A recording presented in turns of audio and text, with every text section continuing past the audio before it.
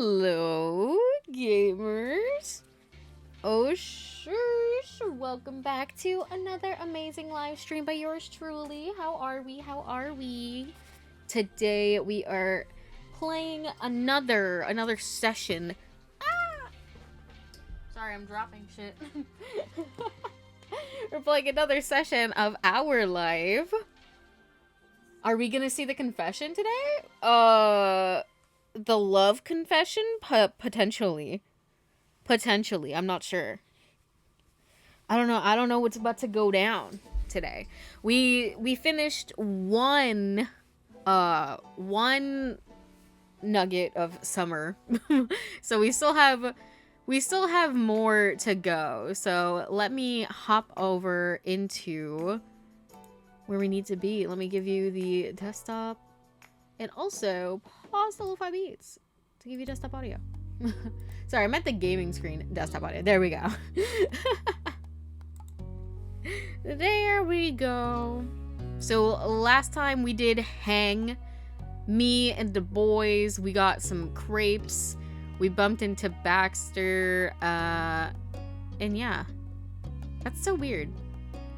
Why is this one just randomly gray? I don't know. It's a part of, I don't know. Maybe I can't do that DLC without doing these DLC first. Like maybe that one specifically needs that because it's not locked. So, meh. Anyways. Oh, or maybe. Oh, why would they do that? There's two versions of hang. There was this one where you get crepes, or I guess one where you get popsicles. So I guess when we replay this, we're gonna have to remember to do the DLC hang. Okay. Let's hop on to errands. Oh wait, I'm tripping. I forgot you confessed already. Yeah, we're dating now, but we still technically have one confession to make. Because we haven't told him that we're in love. So we have to do that still. So you're still like technically right. Yeah, not the first, just like, do you like me? From the moment you woke up, you knew that today was going to be busier than usual. There was a list of errands that needed to be finished before the day was done. First up was visiting one of the biggest farmers markets in the area. Wait, hold on, you guys. Give me 1 second.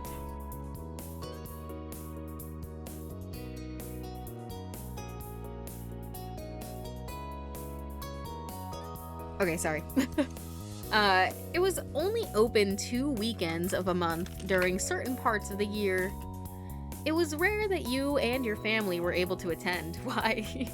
So your moms liked to make the most out of every minute of it. You realized it was not just them feeling that way when you heard a whistle from your left side. Hello? Hi, Mr. Holden. Listen, I'm not like a fan of his shirt, but I do think this is his best hair yet. I do believe that. Wow, this is a swanky show. Vegetables have never seemed so highbrow. Oh my gosh. Seriously, they don't mess around with their products. Isn't that great? Oh my god, why is the music so effing loud? Sorry, I thought it was just me. I was like, you know what, maybe it's just me, but I feel like it's super loud.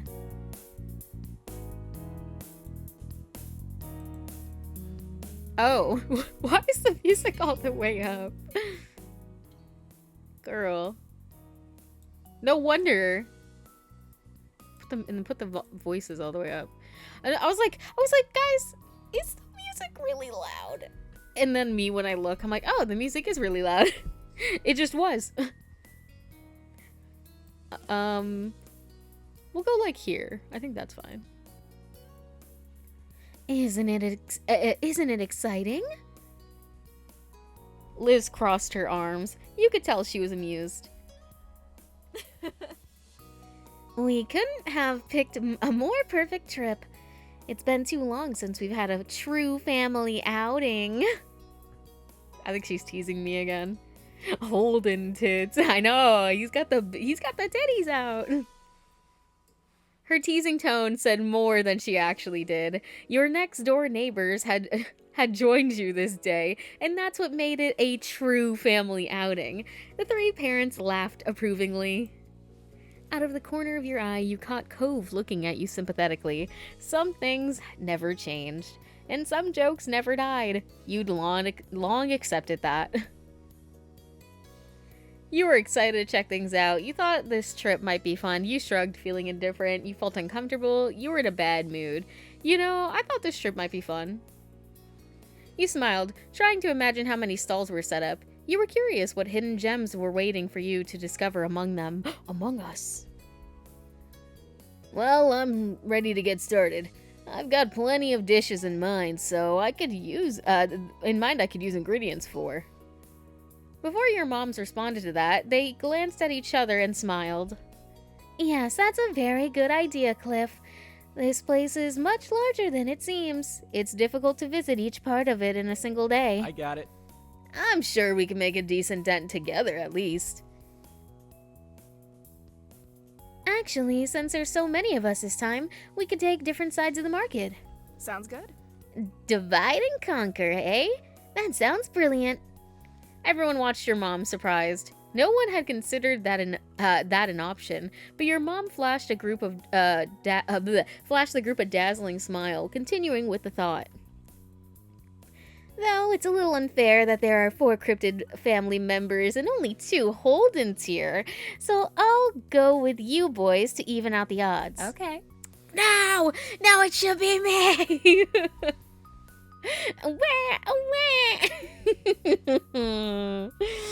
That should be me, holding Cove's hand.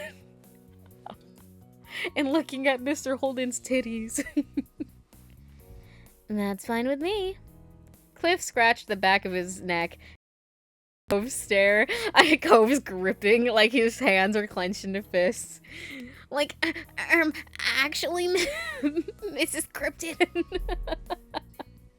They both seem unconvinced, but weren't sure what to say about it. Listen, don't worry, Mom. Actually, Mom, I think I should go with Cove and his dad. If they give me an option, they know I'm about to say that. Don't worry, we'll only be apart for a few hours, and then we'll have something to talk about at the end of it. Father and son ultimately nodded. This wasn't an argument they were going to win. All right. Alright. I don't get the point, but I also don't mind spending the first part of the trip with Luna and Ma. Ma clapped her hands together at that. Wonderful. Are the teams ready to go? Yes, dear. Ugh, I don't want to kick up a fuss, bro. Listen, now I'm not having a good time. I'm staying silent. Listen, because I feel like if we're basing it off of, like, sort of my answers in real life, if this is real life, I probably would just stay silent and be like, yeah, I guess. Noticing that you were quiet, Ma hooked an arm around you in a little side hug. You smiled softly. Thank you. Thank you, Luna. Me. Taking the lead, Mom walked over to Cove and Cliff, who were still eyeing her confusedly. Let's go. Come on, boys. We're heading out. Sure. Okay. I know Cove is, like, kicking the fucking dirt right now. Cove looked at you softly and found himself pulled forward, stopping in front of you. His expression flickered for a moment, hesitant. Like, I know they said the distance makes the heart grow, like, fonder, but please. Bye. Bye. We're so, like, high school kids, I swear to God. Like, I know technically we're adults, but, like, I'll see you after class. Baby, I don't understand this. You're changing, I can't stand it. My heart can't take this damage. Bye. Bye, Pookie. Not him. Bye. Bye. Cove took one of your hands in his and gave it a small squeeze. He dipped his head forward, wanting to kiss Farrell. Kiss, kiss. Never to meet again. This is the last we ever heard of Cove. And also his dad and my mom. When instead he stopped midway, his whole body stiff. He jerked his gaze back at your mom, and you realized that she grabbed the hem of his shirt and gave it a small tug before letting out. Why is my mom cock blocking me? Why is she cock blocking me? This is crazy. Like, I can't even kiss my man. What the heck? No, no, no. Ah, please. Ah. Your mom isn't your new rival. Listen, I think she's just being my biggest op right now. I feel like she's planning something, and she only wants those two to know about it. That's what I feel like.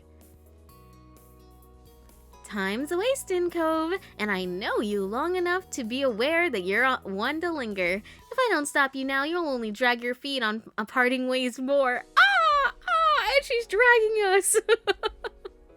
The two of you can snuggle and make out, Mom. You're embarrassing me. The two of you can snuggle and make out as much as you want later. We have important shopping to do now. Dude, my mom is my biggest op, bro.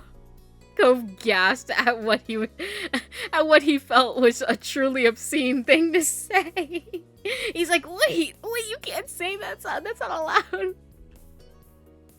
His face burned red, but that was ignored by him. He spoke with an unimpressed roll of the eyes. Seriously?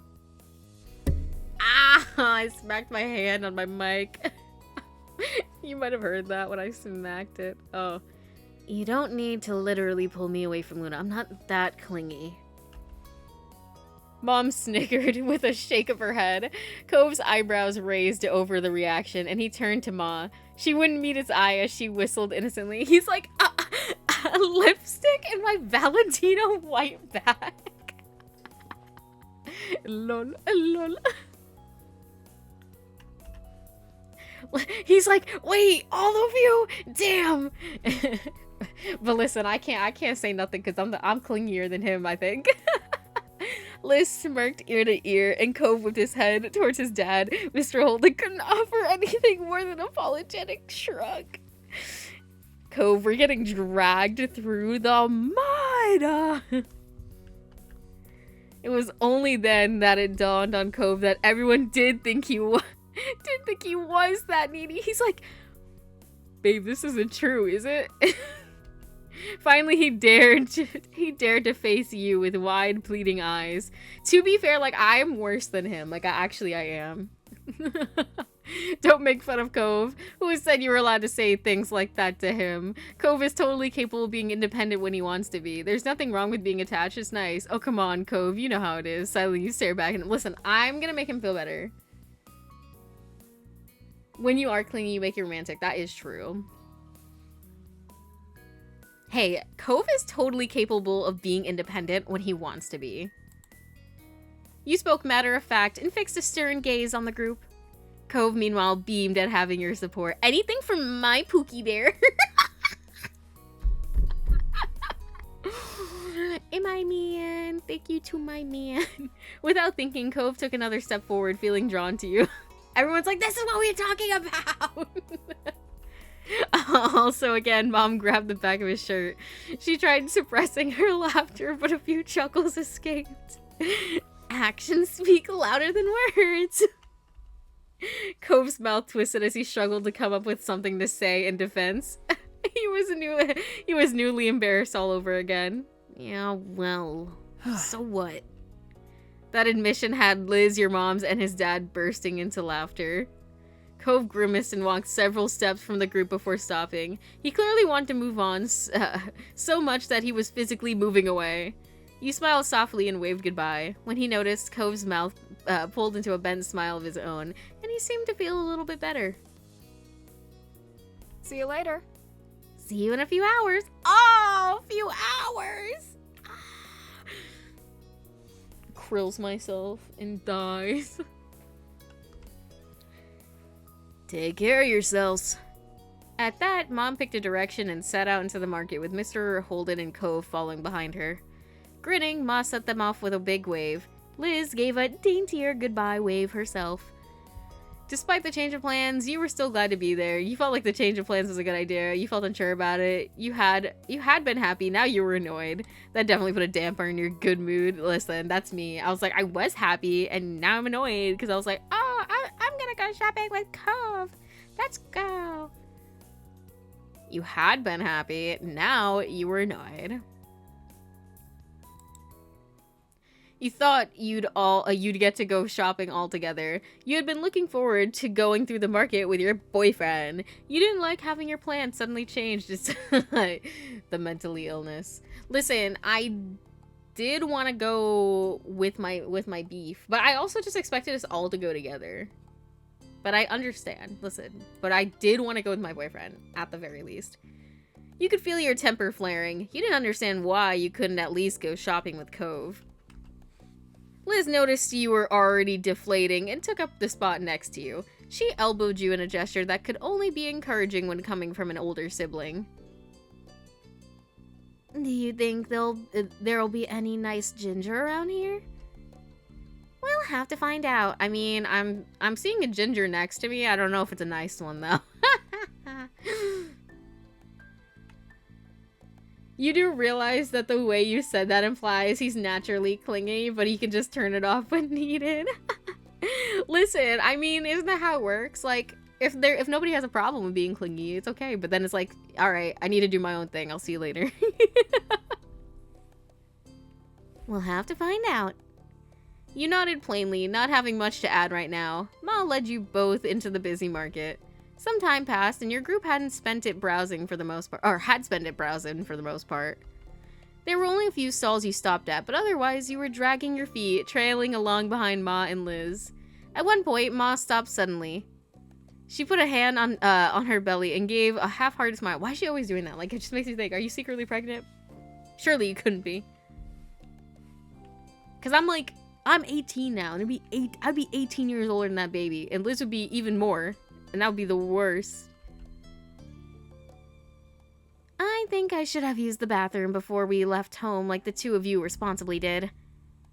Just need to pee? Yes. She's like, no, I'm actually gonna shit my pants and tell you about it. Yes, Liz, I'll have to visit the ladies' room now. Should we wait here?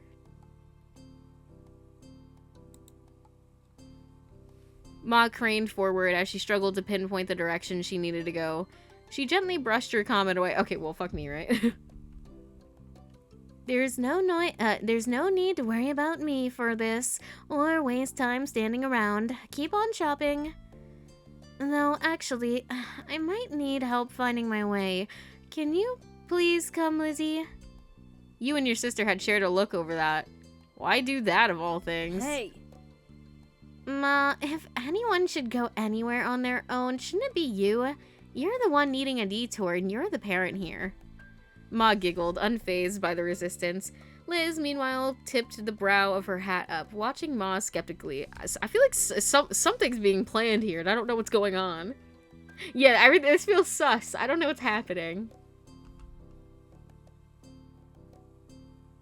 Soon enough, Luna will have to handle doing these kinds of errands on her own. This makes good practice. Oh, right, because of college. What? Well, at least that's what I assumed anyways. Ma hooked an arm around Liz's and pulled her along. Have fun. Have fun. We'll find each other again later. Excuse me? I probably would be like, You watched dumbfounded as they waded into the crowd. They were out of sight within moments, and what started as a group outing rapidly became you entirely on your own. Listen, I mean, I'm just thinking about me actually in this situation. I'd probably, in real life, I'd be like, you know, fuck you guys. So I'd probably think, You thought screw them.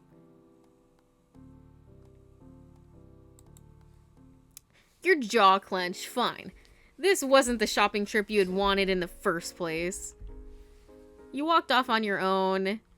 You found a place to sit where you were left. I'm just gonna walk off on my own, to be honest. I'd be like, you know, fine. If I get lost, fuck you. Resigned to your fate, you picked up where you left off, browsing the stalls. One hooked your attention. Ooh. What is this? While most stalls were selling various garden-grown foods, this one had an array of homemade fudge. There were even vegan versions of every option. Okay, period. I'd probably do cookies and cream. That sounds good. Hell yeah. Wait, but what if there's other better stalls? Can I hit every single stall? Dude, I'm going closer. I'm not like a huge fudge guy, but, you know. You sidestepped past a few other people and got yourself right in front of the counter for a better look. There was a wide spread, dozens and dozens of delicately cut squares of decadence. The owner smiled and approached you to explain their shop. The fudge is sold in boxes of 4 pieces. They can either be all the same, all different, or any mix you like. Are you looking to buy any today?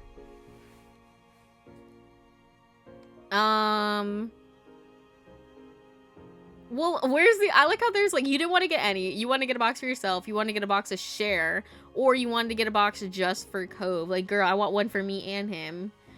I mean, if I get it for him, like, I legally get to have a bite at least of one, right? Like, those are the rules. Alright, I'll get one for my man.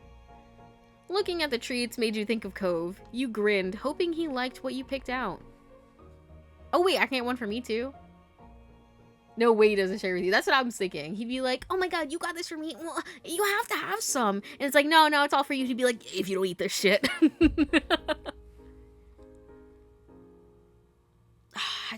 it make me a hater if I came back with one just for me and him? What do you think? You think I should get myself one, everybody one, or that's it? I mean, because if I get me one, then I feel like it's sus. But if I just get it for Cove, it's like, oh, look at you being, like, romantic with your boyfriend. And like I said, like, he's got to share with me. Like, here, that's it. Because like I said, I'm not even a big fudge guy. So, yeah, I could use some fudge. If they want fudge, get it themselves, period. Like, I'm going to get a cookies and cream one. I'm going to be like, if you don't let me get a bite of that, I don't know what I'll do. I'm gonna bite ya. No, I'm kidding. Yeah, I could use some fudge. I'm glad you came to the right place then. For Cove, you picked. This one's for me. And he likes, well, I know he likes peanut butter because he had a peanut butter like honey banana sandwich or something. So I'm gonna get the chocolate peanut butter. I think he would like that. Let's do maple walnut, and I'm gonna get 4 different ones because I think that's better. And then maybe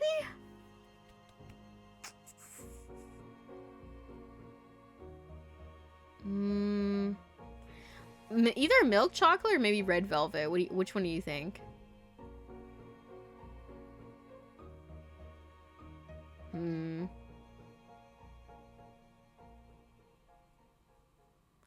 Let's do red velvet. The shop owner carefully put your order together. White chocolate. Yeah, you like white chocolate, Black Blue? I can't. I hate white chocolate. I don't know why. I just don't like it. I only like milk chocolate, really. I'm not gonna lie, the red velvet ones do look like straight, like Jell-O cubes. The shop owner carefully put your order together. You couldn't help but try to imagine how Cove might react when you present him this to him. You paid, and there was no stopping the large grin going all across your face. Pivoting on your heels, you wove your way back to the center of the path.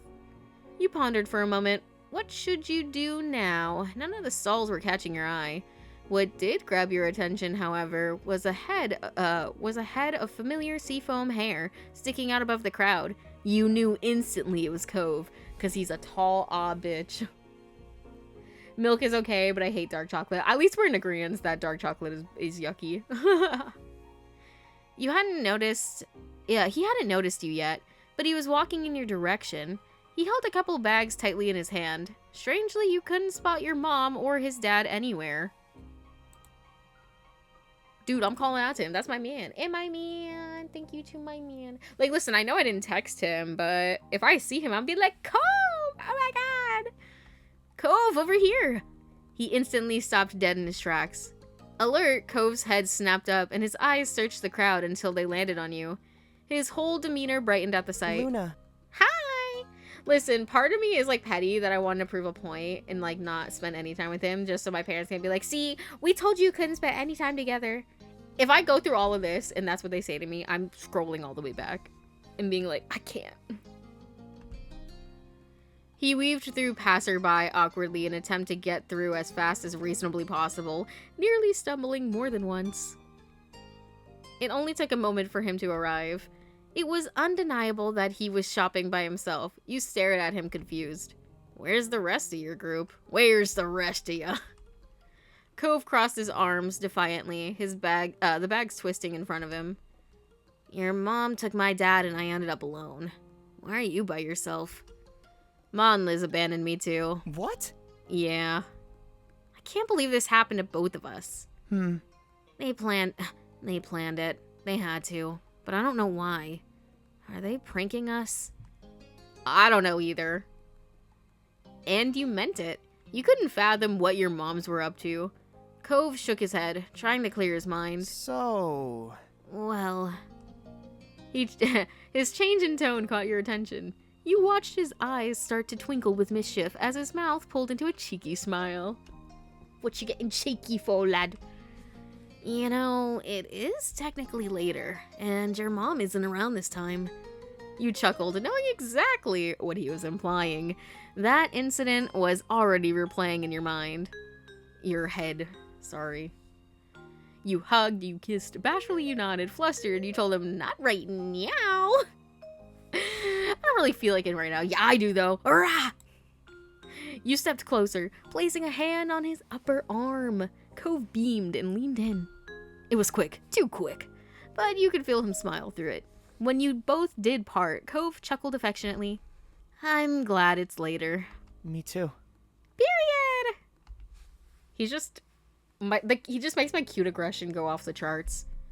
Like, I just, like, want to squeeze him like a stress ball. He's just so cute. So, his gaze wandered off as if one of your parents might simply appear if he kept checking, and you could tell he was still processing the situation. He scratched the back of his head, looking sheepish. Do you want to forget about whatever's happening and go shopping together? Definitely. I don't give a fuck. They can bully me if they want to. There was little care in your mind for what your moms had planned. You were ecstatic at the thought of spending the rest of the trip with him. Don't worry about it. Even if we have to make our own fun, we're gonna have a good trip. Cove smiled at you encouragingly. It made you feel more optimistic now, a little bit more hopeful. Glad that he was there, but still overall happy. Nothing the trip was terrible. More optimistic. Having him there was already comforting, and now he also seemed determined to improve your day by any means. That had you looking forward to what was coming next. So, where to first? I don't mind going back the way it came, if it's new to you. It's not hard to miss stuff, even if I've gone past it. What have you gotten? Cove shuffled his bags around and started pulling them open so you could peek inside each one. You recognized the array of things he picked up around the market. I mostly got typical things I can use pretty easily so far. Nothing exciting. There were a few onions, some lemons, and sweet potatoes, among other things that were wrapped up so you couldn't discern what they were. What Cove bought made sense, but it was far from a complete selection. You glanced around at the nearby stalls. Wanna start over there?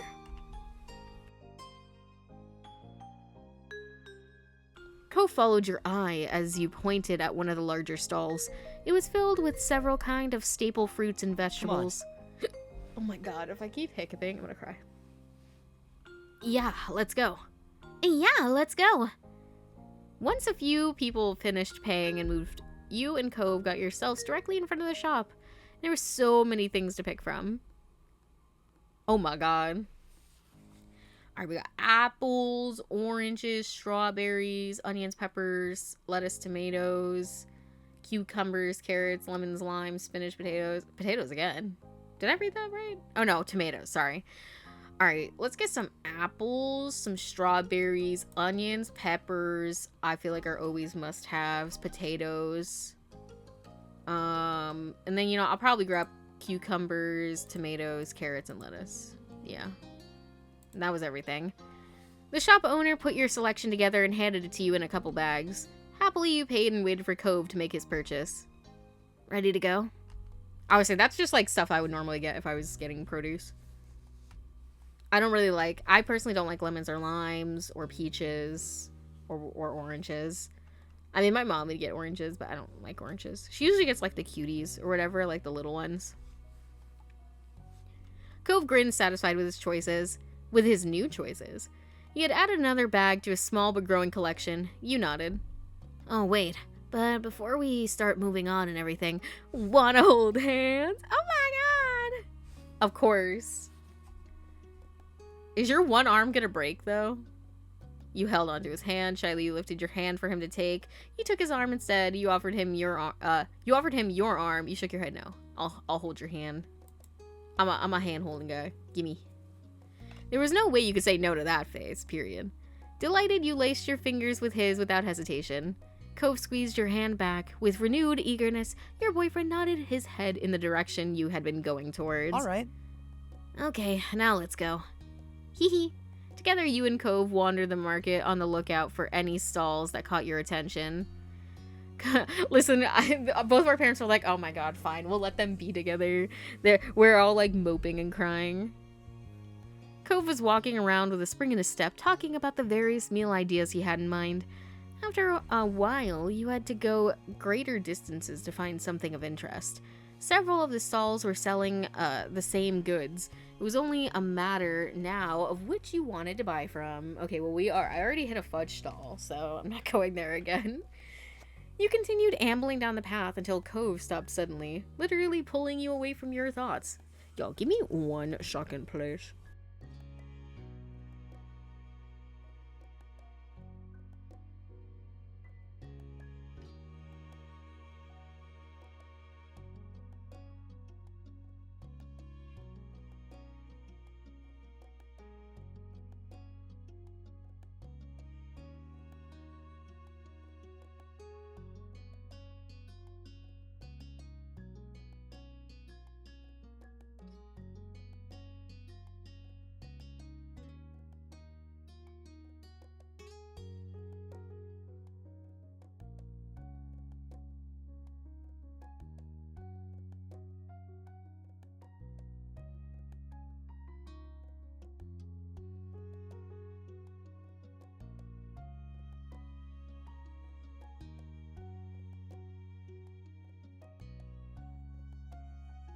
Are you sorry? I'm back. I just had to help my dad with something. Alright, where were we? You continued ambling down the path until Cove stopped suddenly, literally pulling you away from your thoughts. Cove?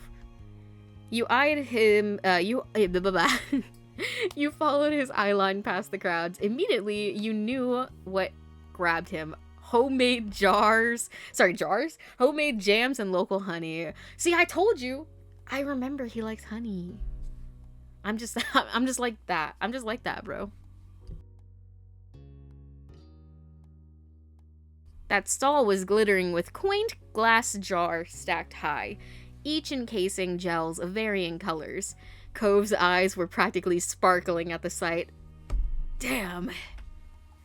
Whatever you want, baby girl, I'm gonna get it for you. His feet automatically began to take him there, likely without being fully aware he had made an unexplained detour. When you got closer, you were surprised that there were even more varieties than you thought. There were even different honeys based on what type of pollen the bees used. Cove's focus seemed torn between a bottle of blackberry jam and one of clover honey. Girl, I'll buy one, you buy one. Want some honey, honey? You said earnestly. You want some honey, honey? You said just to tease him. I wonder, what on earth could you possibly want at this stall? Everything looks really good. You shook your head at him disapprovingly. You left him to his dilemma. Girl, I'm gonna get it for you. Don't even worry. You spoke without a hint of irony to the pet name. You thought it was sweet, and the smile it got from Cove made it even sweeter. He nodded. You thought the things over for yourself, too. Clover honey, orange blossom honey, spring wildflower honey, honey butter, strawberry jam, raspberry jam, blackberry jam, apricot jam, blueberry jam, plum jam, rhubarb jam. You didn't get anything. I mean, I can't see.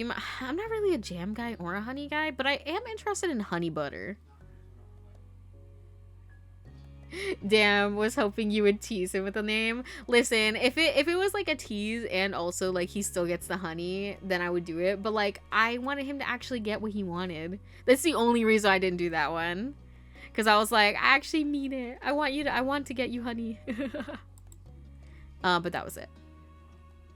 You paid and the shop owners. Oh wait, should I get, what was the other one he wanted? Hold on. Blackberry jam and clover honey. What if I get him both of those?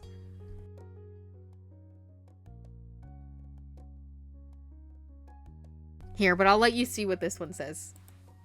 Dumbfounded, Cove nodded in response. His face was burning red. You grinned, way too pleased with your own joke. There you go. You thought things over for yourself too. We're just gonna get everything. We're gonna pretend we have infinite money. Oh wait, fuck, did he say blackberry or blueberry? I just remember it was like, started with a B, berry, and it was jam. I already forgot.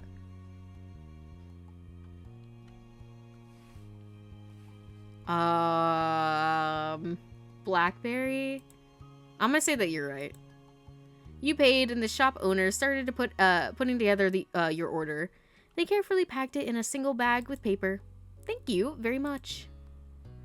Amused, you watch Cove give in and just buy both the clover honey and the blackberry jam. He also went all in, getting spring wildflower honey and plum jam too. Cute. Wait, so can we end up actually like buying some for him? Or is it... Here, what do you think about this? So if we get what he wants... I'm gonna get this, and... We're just gonna get everything he wants.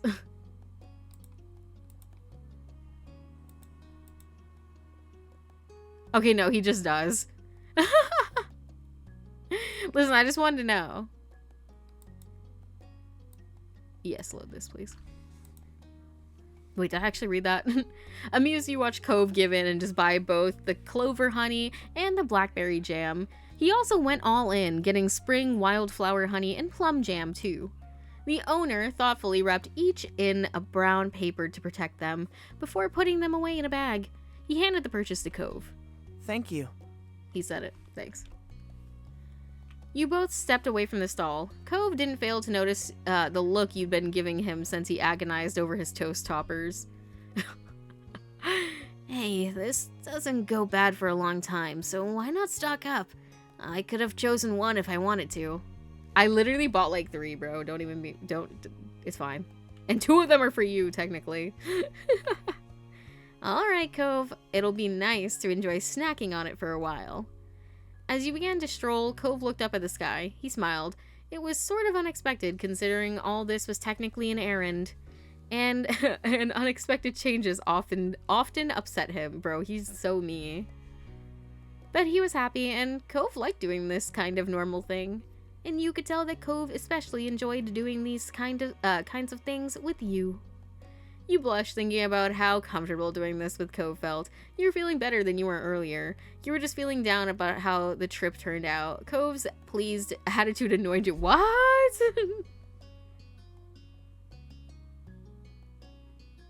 I'll probably be feeling better than I was earlier. I mean, I guess we're going full flirt?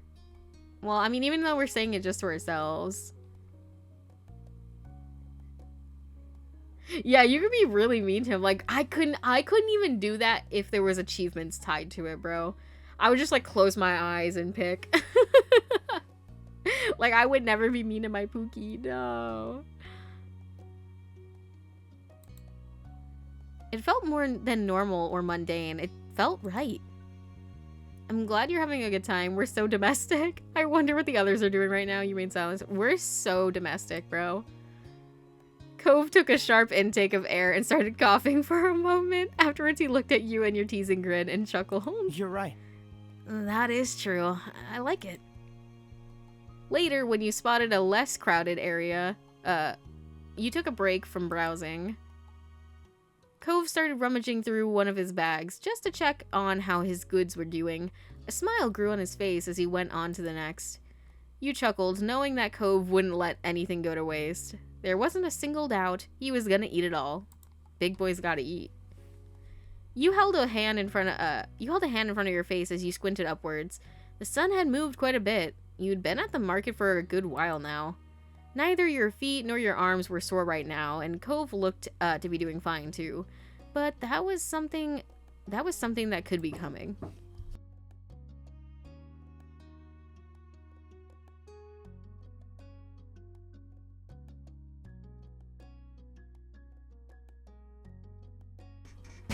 There was a price to pay for this much shopping, and it wasn't always just money. Can you give me a piggyback ride? Can you carry my things? You want me to carry your bags? Want a piggyback ride? You quietly enjoyed the break from walking. Listen, I'm not going to make him carry me while we have a whole bunch of bags, but I'm not also going to take his bags. I'm not going to ask him to take mine. We're going to quietly suffer with the choices that we've made. Because I'm like, I don't know. Like, I can't think of saying anything like that. Like, I'm just going to say we quietly enjoyed our break from walking, right? I think so.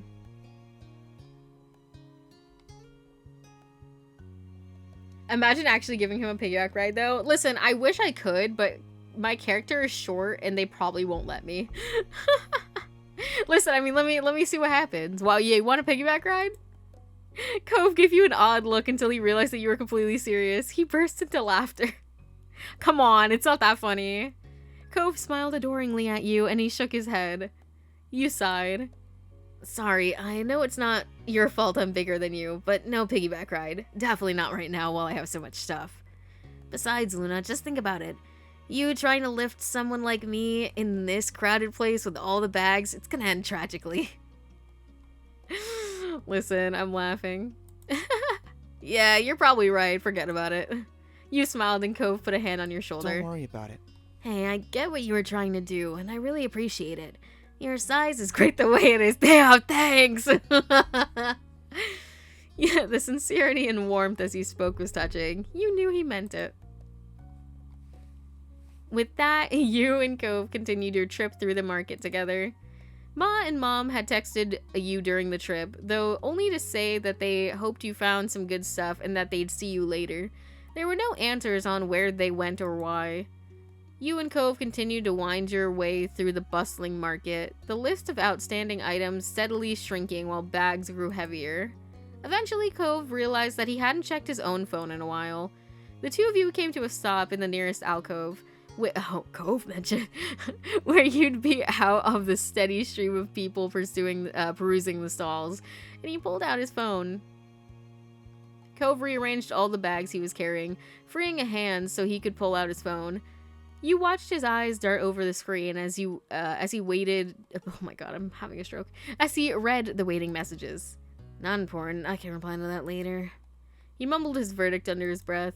Then Cove scrunched up with confusion. Huh? Wait, I've got a message from my dad. Listen to this. Cove. Cove, I wasn't part of the plan. I didn't know what was going on when I left with Luna's mom. Where are you?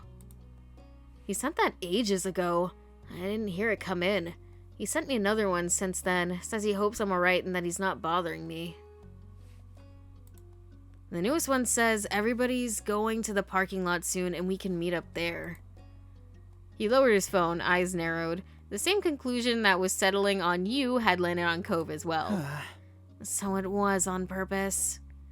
The crowd of people passing by stayed as noisy as ever. a sharp contrast to the silence that had fallen over you and Cove. And he was rubbing the screen of his phone against his shirt, wiping away dust and debris. He continued scrubbing the screen long after anything could have remained. The action a poor substitute for pushing away the awkwardness of the moment. You felt alright about it. This whole mess was so upsetting to you. You were furious. You didn't care about what your moms had done. You were struggling to comprehend this. The shock was too fresh for you to even know how you felt. I don't even know what's happening, bro. Like, they set us up to...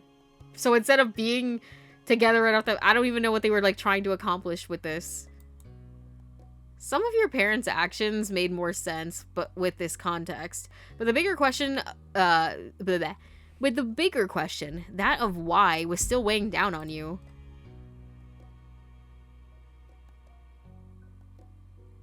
I don't, like, what am I even supposed to say? Okay then, fine. How are they gonna explain this? I can't believe them. You sniffed, trying to hold back tears. You groaned. The sound expressing your misery in ways words couldn't. I'm like, I don't know. I guess, how are they gonna explain this? Cove leaned down, making his eyes level with yours. He laid his hands on your shoulders, grounding you. Cove's frown grew taut, his mouth a stiff, serious line, but his eyes wide with concern. I'm sorry. I'm sorry about your moms, leaving you alone out here like this without warning. His speech was slower than usual. You suspected that he was choosing each word carefully. It was unnatural, but you appreciated that he didn't want to risk upsetting you further. I don't know if you want to talk to them about this, but I can definitely back you up. I totally get that it's sucky. You vented about the debacle, you wanted to let it go, you said nothing at all. I don't know, because I'd just be, like, confused. I was like, what's the point? What was the point of any of this? I don't know. I probably would just ignore it. And am I venting just to him? Like, what am I saying? I don't know if this is a choice I 100% want to go with, but I just want to see what it entails. I didn't want things to be like this, but they didn't even talk about it. I didn't get a chance to say anything.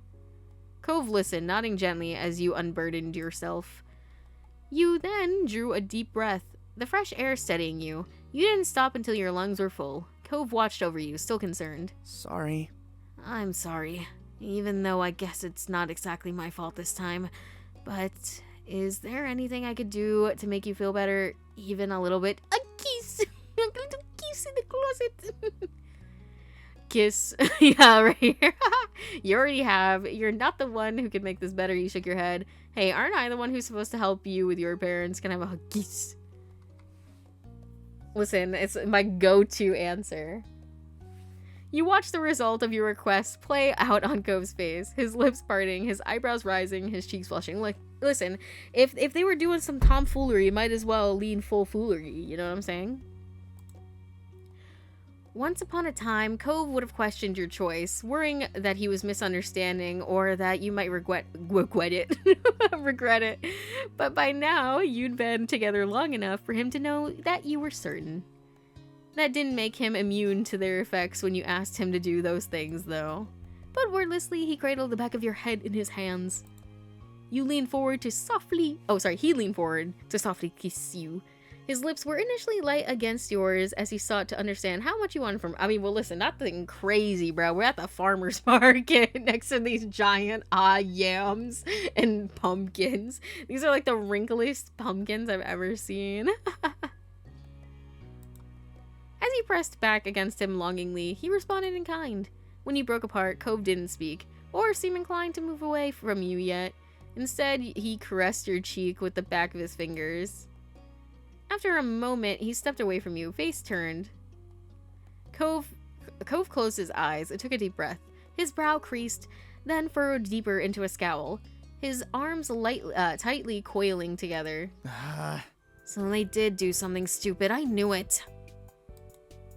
His voice had taken on an exaggerated quality, and what truly distinguished it from Cove's typical speaking tone was the abundance of rage. This is such a chore. Parents are so dumb.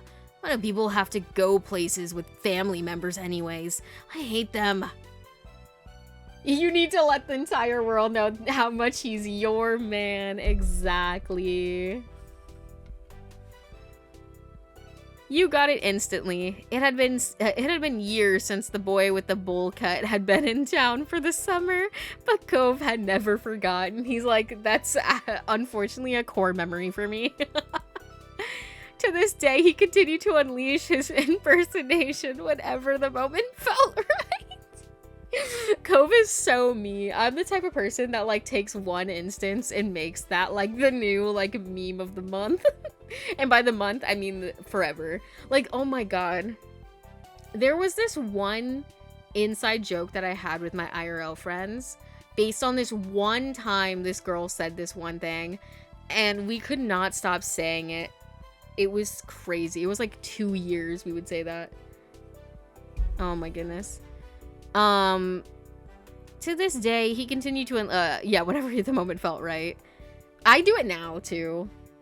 It's the equivalent of, like, and they were roommates. Oh my god, they were roommates. Like, just hearing somebody say something as you pass by the street. Sometimes you wondered if the act had grown more exaggerated over the years, or if the kid really was always that ridiculous. You burst out laughing. You played along. The kid's never gonna let that down. No, I would always play along. Wow, what is wrong with you? No. I'm not wrong, actually. If you were as smart as me, you'd know that. Cove gave you a lopsided smile, letting the joke rest for now. Come on, we should go meet up with the group. Yeah. You didn't want to... Listen, we need to walk in separately. I can't do this.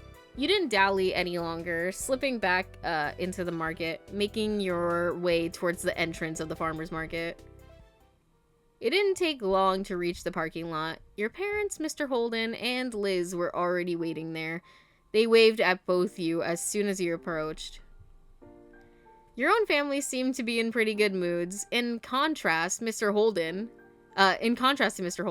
he stared at Cove with open concern as you got closer. Listen, because, like, he's like, I know what happened the last time, like, I messed around with something like this. He's like, I'm not trying to have that happen again. He's like, I told Cove I would be better.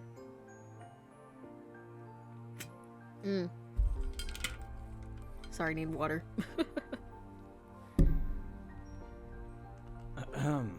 Hey, bud. Hey, Luna. How you doing? We'd be doing better if we hadn't been abandoned in a farmer's market by our families. You saw your mom's frowning at his response. Ma glanced from Cove to Mom with blinking eyes.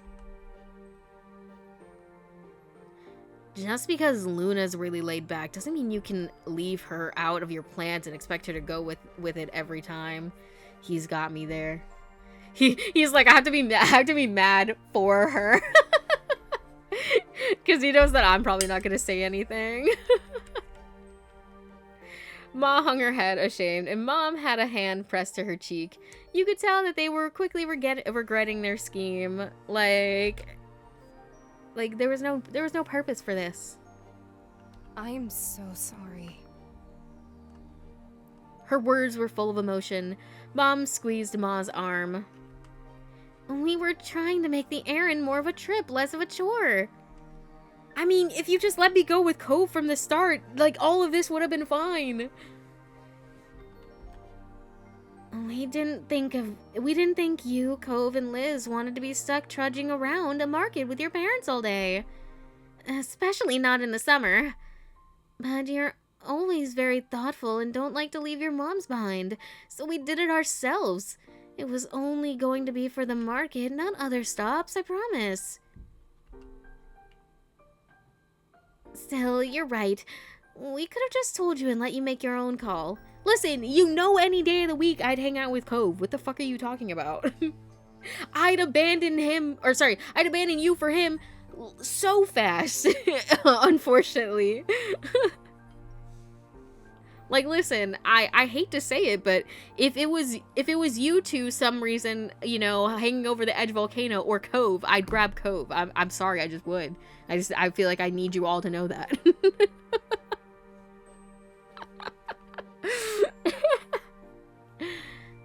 really am sorry. None of us meant to upset you. I'm really sorry. All gas, no brakes. And we should have known better, sorry. Ma ditched me too, after pulling her urgent potty break stunt, if that helps. I went off to do my own shopping, as it seems they planned. Sorry. Sorry I didn't check back in with you. I wasn't thinking and just tried to blow it off. You quietly took in their stories of what happened. Over to the side, Cove was talking to his dad. Thanks for telling me something was up, though I feel bad for missing the warning when you sent it. You're welcome. It's no trouble, sport. I learned my lesson about making surprise plans. Besides, I gotta register every thought that wanders through this head by you first, right? Yeah, that sounds about right. Cove smiled at his dad, Mr. Holden. Laughing, clapped Cove on the back. Not bad. Oh, wow, we were really being outplayed today. You realized you hadn't been the only onlookers to the Holden's moment.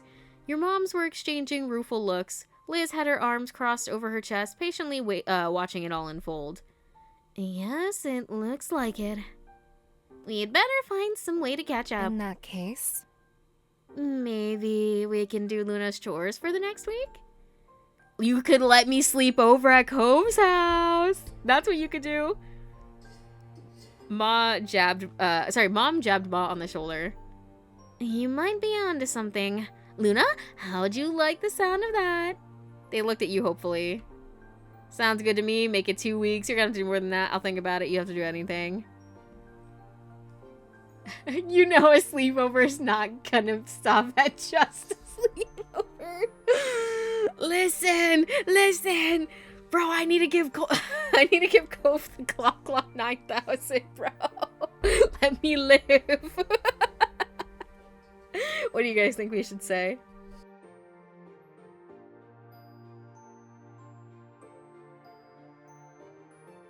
Sorry, I had to take another sip of my drink. 2 weeks? Alright, make it 2 weeks. We're even. Mom laughed despite your totally serious words. I hear you. At the very least, we can make sure everyone stays together for the rest of the stops we're making today. You all nodded at the suggestion. Yes. We won't let you down. We'll be the best sheepdogs ever, guarding the flock and catching any strays. funny.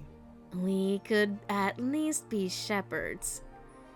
You chuckled, your mood lifting in spite of the bumpy morning. It was going to be all right. You turned to the entrance of the farmer's market for one final glance, pressing it into your memory until this new light. You thought on what you'd pick up at the market and how you were going to enjoy it later. Some things you could only get from local suppliers like this. That was another perk about coming along to the market today. Cove then sidled up next to you, an eager smile on his face. You could tell from his expression that he was up to something. I know this wasn't part of the plan for today, but nothing that happened really was, so... You cooked up a scheme of your own? He laughed. Anyway, well, I sort of picked something out with you in mind. Girl, me too! Is it me? Is it just me, or does Mom look like she's aged more over the years compared to Mom? She could be older. We don't know how old either of them are. I'm gonna say Cove's dad aging like fine wine, though, to be so for real. I'm wondering if Cove's parents are younger than our parents, though. But I do feel like that is true. You held a hand to your chest, staring at Cove as he explained further. I mean... Since your moms decided we should shop separately, I figured I could use the time to get you something, just as a little surprise. He reached into one of his bags and retrieved one of the wrapped-up objects. You accepted the unexpected present, and he looked on excitedly as you tore off the paper. It was a glass bottle of orange soda. Dude, you remember that I like orange soda from that one time we hung out with your mom? Almost like, oh god, how long has it been? Over like 5 years ago. You didn't need to taste it to know that it would be nice. It was a boutique product. It was heavy in your hands. The container and smart... Oh, dang, I'm so glad that I got him something too, because now I would have looked like an asshole if I didn't. The container and smart metal cap reaffirming the quality. Even the label, constructed from coarse paper rather than a flimsy sheet of plastic, was distinctive. You were practically bouncing in anticipation, and he smiled sweetly at your reaction. It's not a big deal, but I thought you might like it. Dude, oh my god! Thank you, you didn't have to do that. You're so wonderful, you smiled at him. You're always getting me things. You shook your head. Thank ya. Thank ya. That's all you have to say. I can't believe we both got each other something. You weren't the only one who had an idea. Actually, we're a real pair. I know, I can't believe we both got each other something. His eyes began to widen. I got something for you too when you weren't around. There was a burst of laughter, first from your mom, followed by a chorus of chuckles from the other three. You'd forgotten that they were still hanging around. Unfortunately, they hadn't paid you and Cove the same courtesy and had been listening in on your conversation. Fuck you guys.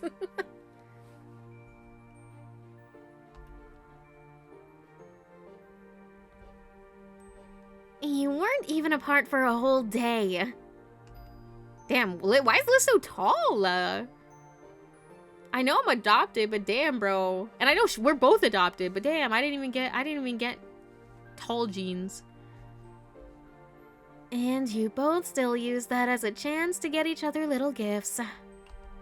Ma clasped her hands together, eyes bright. Good job. That's so lovely. Our moms are shipping it so damn bad. Who needs sitcom TV when you have COVID, Luna? Real. A day? It was less than a whole morning. Right? True. I don't even want to think about what happens when you spend real time apart. Why are they saying this like we haven't? Literally, we spend so much time apart when Cove goes to his mom's place. Like, what are they talking about? God forbid people be in love. Listen, it's like, do they want us to be like normal, like, married couple who like secretly hates each other? Not me, man. That's my boy. He's like, yeah. You stuck a hand into the bag and pulled out the box of fudge you picked for Cove earlier. You chuckled coolly, aware the others were still watching you. When I was alone, I spotted a stall with something I thought you'd enjoy. Fudge! Cove's face lit up, his grin stretching from ear to ear. The laughter that came from the others, who were still fully tuned into your little show. Fuck, dude, sorry, I don't know why. I kept wanting to say turn, and I'm like, it's tune! We're tuning in! Stop! Didn't appear to reach him. Seriously? Really? Cove took the box of fudge in one hand and claimed one of your hands with his other. Ah! He used the hold he had to lead you closer to him, while he lifted the hand to his mouth and peppered kisses all over your knuckles. Chat, this is Riz, bro. This is Riz. Like, I fear this would work on me. Like, it just simply would. Actually, damn it. I know that this would work on me because it has happened to me before, and it did work on me. Damn it. Damn it. They got me. Hi, Larox. Yes, we love Cove. We love Cove so much. Like, truly, my man. Thank you to my man. Thank you. Damn, bro, it's just some chocolate. Chill. He looked at you with shining eyes. At this rate, it wouldn't be your little group that knew you'd...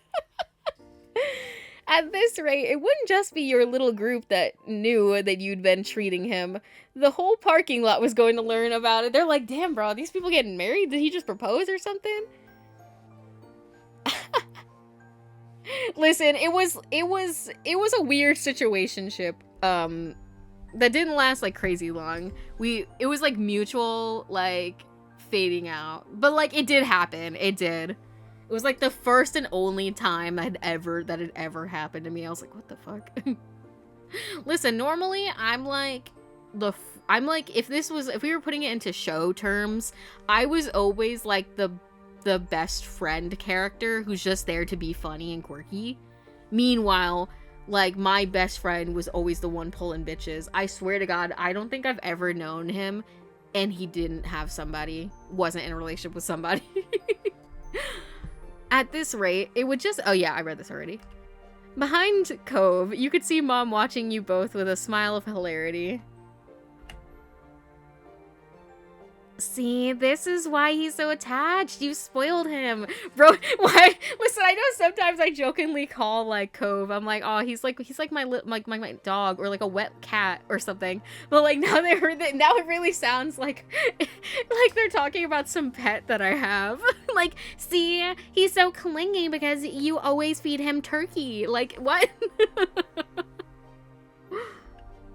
Listen, I can't help it. I need to get my man stuff. You shouldn't make fun, Pam. It's clearly mutual. Besides, I don't hear you complaining when I'm spoiling you. Ma pinched Mom's cheek, making her laugh as she batted the hand away. True. Get these lesbians! I was like, they can't bully me. I'm like, I would like to see you guys when you were courting each other. Bet what happened. Can I pay Cove already, LMAO? No, not yet, unfortunately. We got a whole summer. True. Liz clapped her hands together with an air of a teacher calling for attention. She said, 1, 2, 3, all eyes on me. Since the other adults aren't acting like grown-ups, the rest of us are going to have to pick up the slack. It's time to get back on schedule and continue with the rest of the errands. Playtime is officially over. Ma laughed while Mr. Holden grinned awkwardly. Mom hung her head in an exaggerated display of mock defeat. Kids are tough, and I can't even call them kids anymore. Liz tut-tutted with amusement at her mother. Cove shrugged, staying a neutral observer, but the small smile on his face revealed that he was enjoying the conclusion. You laughed, glad that everyone was getting along. That's right, we're all grown-ups now. Ha ha ha. With that, your trip to the farmer's market was closed. It was time to move on. There were too many of you for one car, so you and Cove had wound up in Mr. Holden's car on the way over. You figured it made sense to do the same for the next leg of the journey. You sat next to Cove in the back. Meanwhile, Mr. Holden, chauffeur, get the car driving! Immediately, after the click of the seatbelt, oh my god. I wish I could read. Immediately after the click of the seatbelt in its lock announced that Cove was safely strapped in, he began to unfold the box of fudge he'd been given. Listen, I'm hoping he likes the flavors that I picked. I mean, I picked the chocolate peanut butter. I know he likes peanut butter. I picked maple walnut, I think? I don't know. I can't remember. Hopefully it says which ones I picked, because I don't remember which ones I did. You're gonna eat now? Uh-huh. He nodded eagerly, not taking his eyes from the container. He lifted the top off and longingly admired the selection inside. What do we think? Oh, I love nuts and fudge. Yeah, I bet you like nut, don't you? I mean, who said that? Who said that? I love nuts and fudge. I love nuts anyway. What? Yeah, I was kidding! But the contrast between the crunchy nuts and the soft, squishy fudge is great. That looks like cookies and cream. That's a really cool flavor for fudge. That's peanut butter in there, right? Mm-hmm, it's chocolate with peanut butter mixed. Oh, that's so good. Red fudge. That's gotta be a red velvet flavor. You're right. Knew it. Delicious. I love red velvet. Yeah. I think we did good. But to be fair, I do kind of think that Cove is a human vacuum, and I do think he would eat just about anything. I think. I have yet to be proven otherwise. Once Cove had finished bestowing praise on what you'd picked, he promptly started sampling the selection. He was smiling, licking his lips, and having a grand old time. You could also tell from the way he was nibbling, the way his nibbling was turning into munching, that the box wasn't going to survive to the trip to the next stop. You were right. Cove tried to savor the treats, claiming just one more until there was only one left. The statement was finally forced to be true. He finished the last one too. He sighed contently. I guess he wasn't gonna share, but listen, he's a growing boy. He needs the food. I bet he would have liked white chocolate better. Listen, I'm the only white chocolate he needs.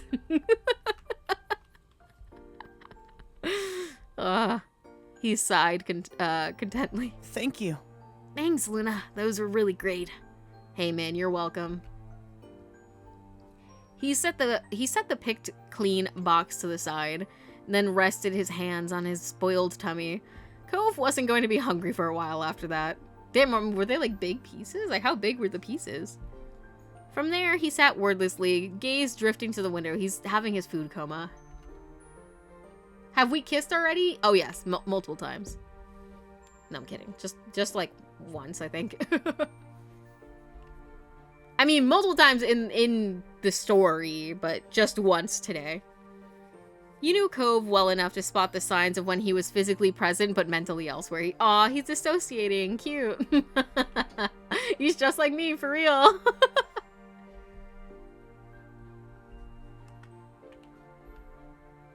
The way he would fall quiet, staring without seeing, the long blinks, all of which he was doing right now, as he looked at nothing in particular. I love it. No, he's so me. He licked his fingers absentmindedly, getting the last of the melted fudge off his hand. Damn, bro. What that tongue do? No, who said that? Who said that? You were pleased he'd enjoyed it so much. Is it too late to ask for a taste? You teased him. If fucking Cliff! If Cliff wasn't in the car, I'd be like, aha, is it too late for a taste? And then you'd be like, Makeout City. Real. Damn, I'm not gonna do it like that. Then no, I got it for him. Listen, I would do a little tease. Is it too late to ask for a taste? Cove straightened up at the sound of her voice, his pose stiff. He turned away, his hand smacking over his mouth, and said, "You were miles away for a second. What were you thinking about?" Well, I was just thinking about how nice you are. Listen, imagine I was like, I would have liked to taste. Like, girl, fuck you. How nice I am? Yeah. His face grew redder as his hands clenched around the top of his knees. You stared at him, hoping for an explanation, but Cove simply ducked his head. When he spoke next, his voice was barely more than a whisper. I'm lucky I get to be with you. Oh my god! That's so sweet. I feel lucky too. You laugh happily, you blush. His words on you. Meanwhile, fucking Cliff in the front seat's like, oh my god, bro, will they give it a rest? Like, I just know everybody is tired of us. I feel lucky too. He peeked at you from the corner of his eyes, still too shy to look at you directly. You smiled at him affectionately, eliciting an equally caring smile from Cove in return. You felt content, secure in your relationship with Cove. You decide to enjoy your drink now. I'm saving it for later because I don't like warm soda. Like, that shit needs to be cold. It was clearly special. You intended to make sure you gave it the attention it deserved. You spent the rest of the day completing the remaining errands all together as a group. You had enjoyed your brief independence. You're glad you closed the day with everyone. Yeah. Ma had been true to her word and ensured that you spent the rest of the time with the Cryptid family and the Holden family in one place. It had been a wonderful time, a lovely high note to end on. Cute. Dang, wait, we didn't even, wait, I'm about to drink it right now. Wait, do you think if we drank it before, like if we wait, maybe we can have it in a different one? What happens if I drink it right now? You twisted off the cap and brought it to your mouth. Even before the first sip reached your lips, the scent tickled your nostrils. You took a swig. It was refreshing, the perfect way to hit the spot after a long morning trawling through the market. This is great, thanks, Cove. He grinned at you, pleased that his pick had been well received. You're welcome. I guess I'll drink it, just because it makes him happy. But I could never drink a warm soda. I'm sorry. Shy boy equals smash. Real me. Now you have to share back. I want a Cove in my life. That's so real. I'm gonna say yeah. Okay. Talks. Oh, Lord. This is really scary. I'm gonna save here. Alright. I wonder what kind of talks we're gonna have. We'll see. Another placid summer day was drifting by. Your daydreams were chasing each other, none sticking around long enough to become a firm plan. But you didn't really mind that right now. A tapping worked its way into those dreams. Focusing more, you realized it was coming from your window. A grin popped on your face, as though it had been waiting all day for this moment. Heading to the window, you could see Cove outside. His habit of climbing this way was really was a true Coveism. He'd rather scale your house than wait the extra couple of minutes for you to come down. Listen, he's just so real. I held out a hand for him. You offered Cove a hand to help him. Once he was mostly inside, he took it to steady the last bit of his entrance. Though, considering how many times he'd done this, he hardly needed the help. Hey. Hey! Hey to you. You think my mom should invest in some bigger windows? Cove laughed at that and took one last look at his exclusive entrance. He hummed with a teasing look on his face. It'd make my life easier, that's for sure. Cove's voice came out quietly, with a strange pleased smile on his face. Did something happen? Cove opened his mouth to answer, only to have your phone ring and cut him off. Girl, who the fuck's calling me? I don't know anybody. I'm assuming it's like either my cousin, my two friends, maybe my sister, maybe my parents.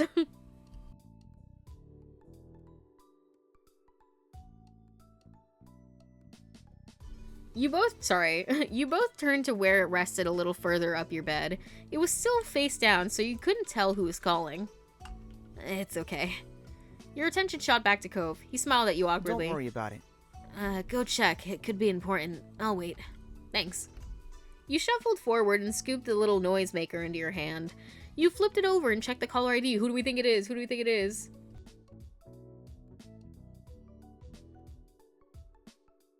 It's Miranda! Oh, you should answer it. I want to say hi too. Bro, if I answer this and I'd be like, oh my god, hey guys, Cove's here. They're gonna be like, of course Cove's here. We just assumed he was going to be.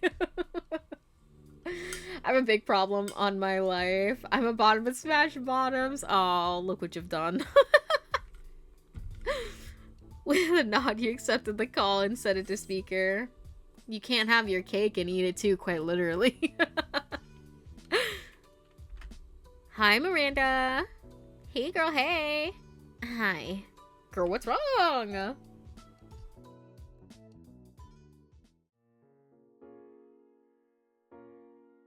There was something off about her tone.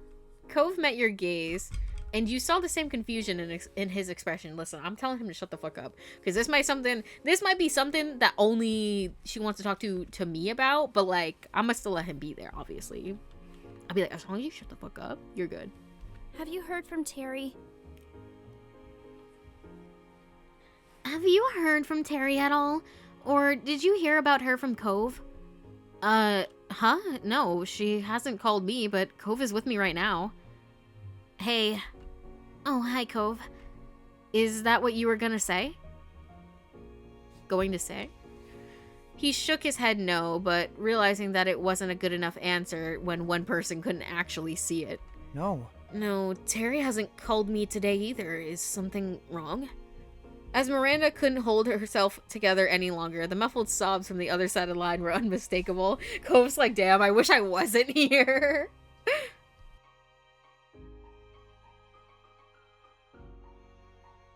Terry doesn't like me anymore. If she ever did, what? I thought you guys were like dating or whatever. Not actually, but you know what I mean. Is that the friend that we thought was trying to make a move on Cove? No, that's our other friend. Terry is the one who was friends with Cove, And we were like, hey now, that's my man. But then it turns out it was fine, so. At least now that we know of it was fine. Terry doesn't like me anymore, if she ever did. What? That doesn't sound right. You're probably her best friend out of all of us. Yeah, why do you think that? She sniffled. There was a pause as you could hear her shift the phone from to her other hand. Terry was here the other night, watching movies with me. We were up super late. She realized her parents probably went to bed, so they couldn't pick her up. My mom and Dad were definitely asleep then. Dad works early. I was trying to tell her it was okay to just spend the night and she could text her parents what happened, but Terry really didn't want to. You glanced at Cove. He looked equally unsure as you about where this story was going. It didn't sound like a friendship-ending situation. I suggested things to make it easier if she was nervous, like she could sleep by herself in my room while I stayed somewhere else. Yeah. And I said we didn't have to sleep at all. We could have kept watching movies until one of our parents woke up, and I wouldn't have minded. I don't know. I know not everyone can do sleepovers, but Terry wouldn't even tell me what was really wrong or what I could do to help. I thought we could tell each other anything. I guess I was wrong. Did she stay in the end? No. No, we got too loud in the kitchen and my dad woke up. He offered to drive her home when he heard what was wrong. She texted me apologizing for my dad having to do that when he needed rest, but that was it. She isn't talking to me anymore. You could hear every bit of tears and heartbreak in Miranda's voice. This continued to be a shock for your neighbor, but Cove recovered and spoke gently. I'm really sorry. I mean... There's no way Terry wanted to make you feel this bad, or that she's just done with your friendship because of this. Miranda sniffling continued. You hope she had plenty of tissues handy. It'll be okay. I hope Terry's alright. It's just really weird that she reacted like that. It's not a big deal, honestly. I was just say it's weird. You couldn't wrap your mind around it. This seems so unlike Terry, and maybe that's why it was bothering Miranda so much. I see Miranda as the overreacting type. That's fair. I mean, I could see that in a way. But also, it is a weird reaction. Like, I get if you don't want to stay, but like... I mean, it's your fault you didn't keep track of the time. Like, if you know that you don't like staying at other people's houses, or for whatever reason you can't stay at other people's houses, it's your job to be keeping track of the time. Like, Miranda was offering mad solutions. She's like, okay, we could do this, we could do this, we could do this. And she's just like, no. Like, okay, girl, walk home. Miranda's voice sounded a little more collected after finishing her story, but you knew that the crying was far from being done. I thought she'd have reached out to one of you by now. Maybe she's not talking to anyone. Yeah. Sorry for bothering you and Cove about this. Hey, we're here for you. Right. Right. You can tell us these things. Thank you. Her shaking voice finally conveyed a little optimism, or at least a relief that she wasn't dealing with it entirely on her own. Is that all right? If you do hear from her or anything, could you let me know if she's alright? We can. Thanks. Let's talk later, okay? Bye. Bye. Bye.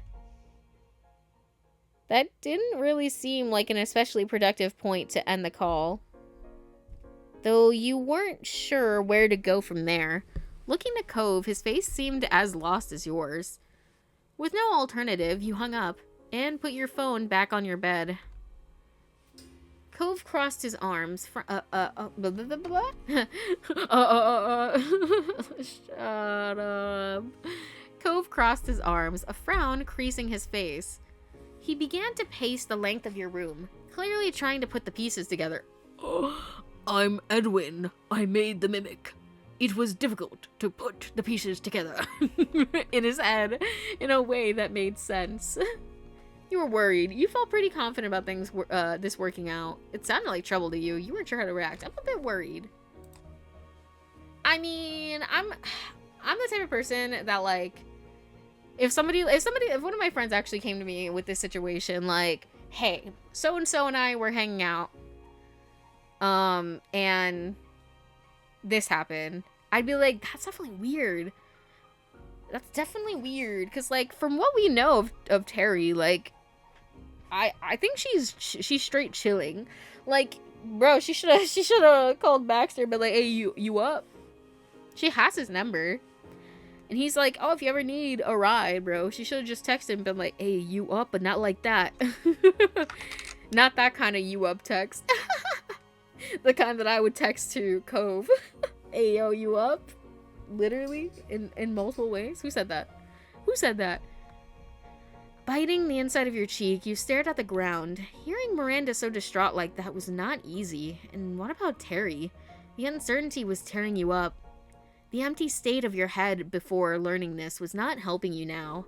You couldn't put two thoughts together, and flopping back onto your bed, you stared into space. We should probably try calling Terry. Cove's voice managed to drag you back to some grounding. He stopped pacing, but you saw a perturbed look on his face. Yeah, I'm worried about her too. You bounced up and moved to his side, ready to act whatever plan you two could come up with. Cove started with the easiest thing. He pulled out his phone and called Terry. Cove let it ring and ring and ring and ring. Terry didn't answer. There wasn't even an option to leave a voice message. Listen, if you wanted to go the dark, twisted, like fucked up route, you could be like, oh my god, what if actually Miranda's dad murdered Terry and the reason she's not picking up is because she's dead. Bro. The fucking like true crime documentary. Your shoulders slumped, and Cove looked even more troubled. It was, if that was possible. He turned to you He turned to you as if for some lifeline. Girl, I don't know what you think I know. Because I don't know anything. Could you try calling? I'm gonna send a text just saying, hey, I was trying to reach you, call me, or something. Listen, I think she's gonna know. Yeah. You took up your phone once more. Unfortunately, another set of intermittent rings. The line went dead. No answer, no voicemail. So her phone's just like straight up off.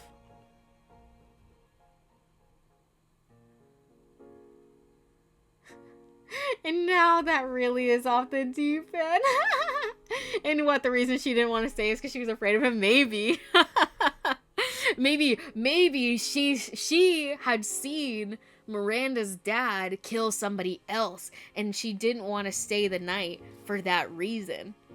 But then, you know, they woke up Miranda's dad. Miranda's dad was normal. He was just gonna give her a ride home because it really was never supposed to be like that. But then maybe Terry actually said something, and he was like, "You knew about that. Now I have to kill you." That's what happened. Mm-hmm. We're just making up a freaking true crime at this point. True crime, or like false crime. Hanging up, you saw Cove visibly deflate. He rubbed his arm, eyes distant, openly struggling with the whole affair. I don't like this at all. They're fighting.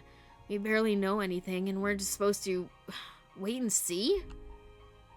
Despite it only being a minute since he texted Terry, Cove checked his phone again. He was desperate for progress, for something, and you frowned as you watched him.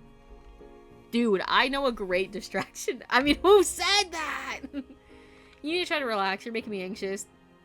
There's no way Terry has answered you. They're gonna get over it, you know. You stayed silent. Hey man, you need to try and relax. We just, you know, let's have a little lay down. Maybe watch some funny cat videos on the YouTube. Cove stared hard at the screen as though he was trying to will a new message to appear. As your words sank in, his gaze slid over towards you. Just a little bit? Come on, you're working yourself up. Closing his eyes, he took a deep breath and released it slowly. It wasn't much, but you could see him ease up slightly. Yeah, you're probably right. Cove was still gripping his phone with both hands, as though it might fly away if he let go.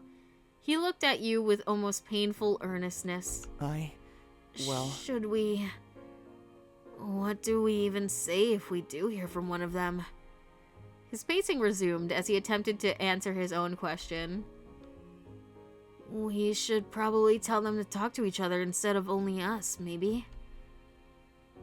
He slowly came to another halt, like a gear winding down. We should find out Terry's side of the story. We should just comfort Miranda and let up with Terry. I don't know.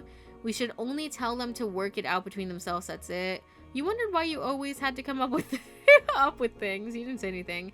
We should probably find out her side of the story too. Nothing could be done until you knew what she thought of this. That much was certain. Cove nodded slightly in agreement. For several minutes, you both remained there in silence, drowning in your thoughts. Kurapika is drowning in... Eventually, Cove turned around. I'm gonna text Terry what we already know what's going on. Maybe she'll have an easier time talking to us because she won't have to pretend or explain. Yeah, that might be the only way to get her attention. You can't do that. Miranda didn't say it was alright to admit she talked to us. You felt way too overwhelmed to know what to say next. I think you're pushing too much. That's not a good idea, Cove. Not at all. Why are you so fixated on this? I don't know. I feel like it makes sense, right? Because it's like, obviously, I feel like if anybody has a fight like this crazy, obviously they're going to tell, like, the mutual friend to be like, hey, this is happening. I don't know what you want to do about it. I don't know what we should do about it in general. I don't know.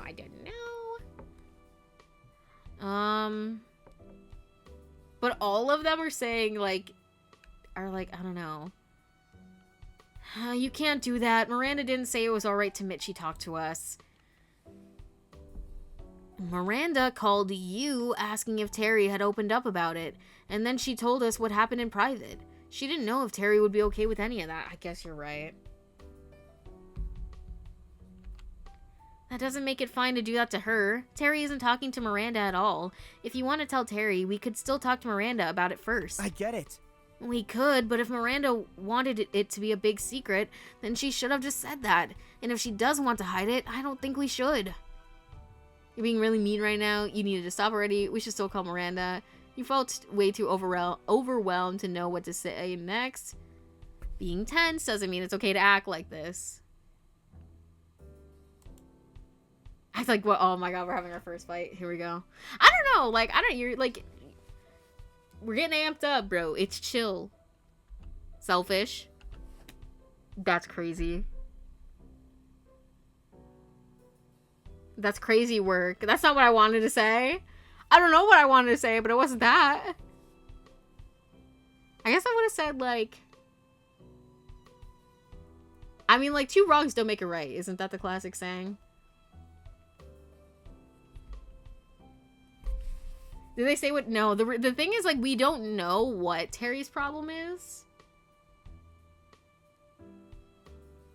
And we're trying to figure out if we should text Terry telling her that we know that something went down.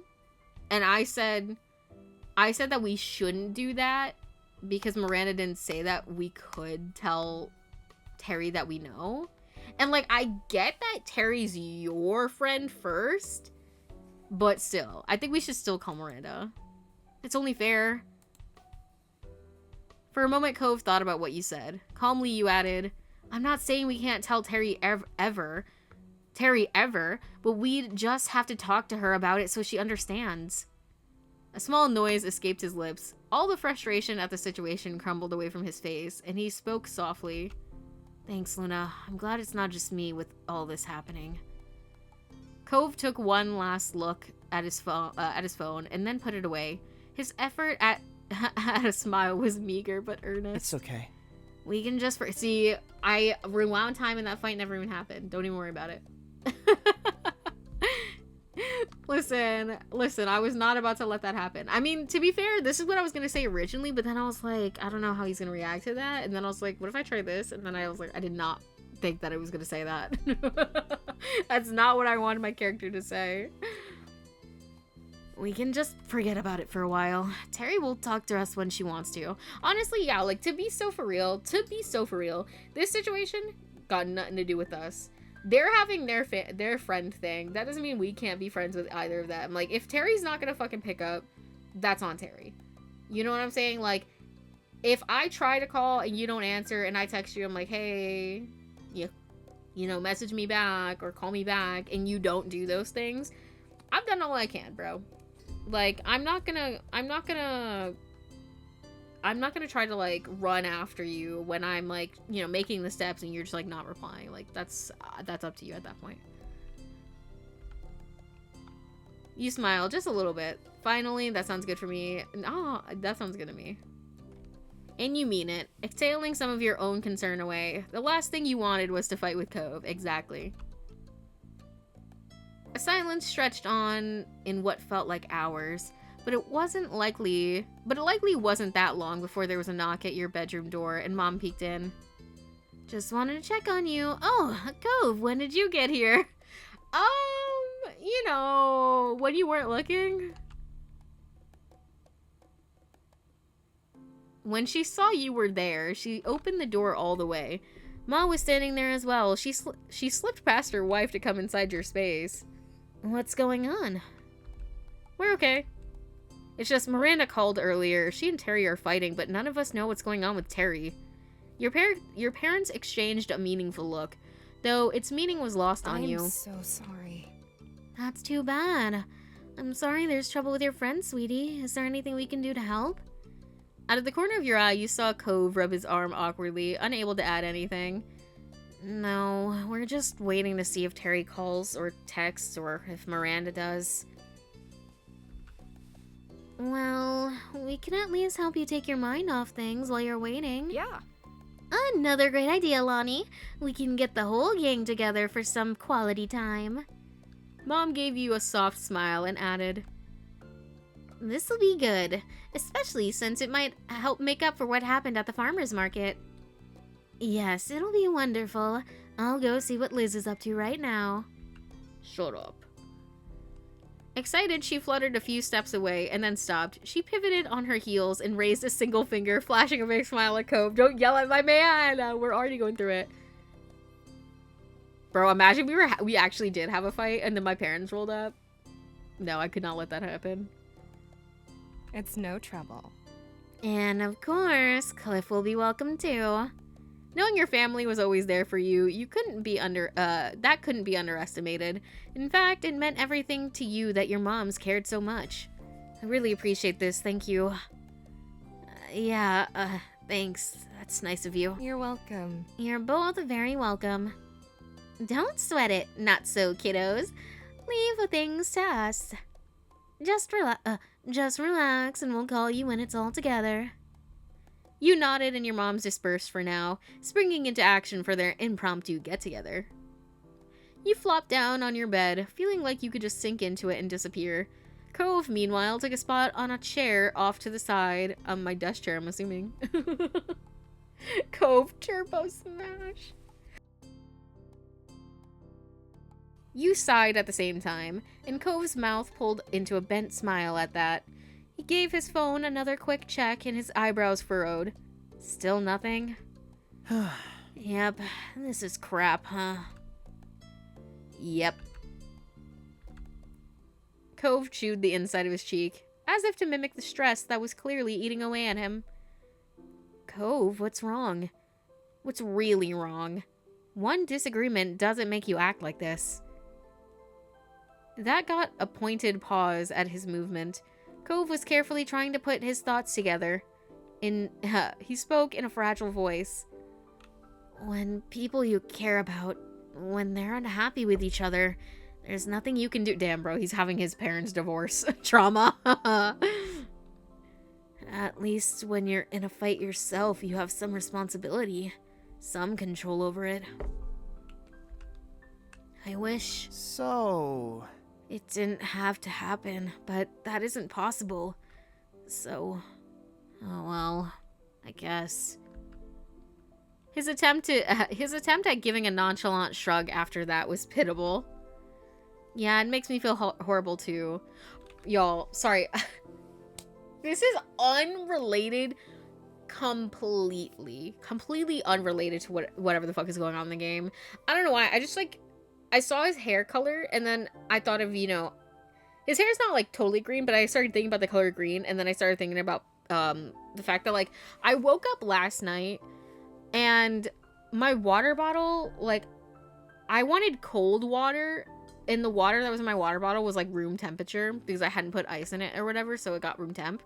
And I went to the fridge to get water, but instead of getting water, I like looked down and saw that there was pickles. No, I did not just like straight up drink the pickle juice, though that would not be a first for me.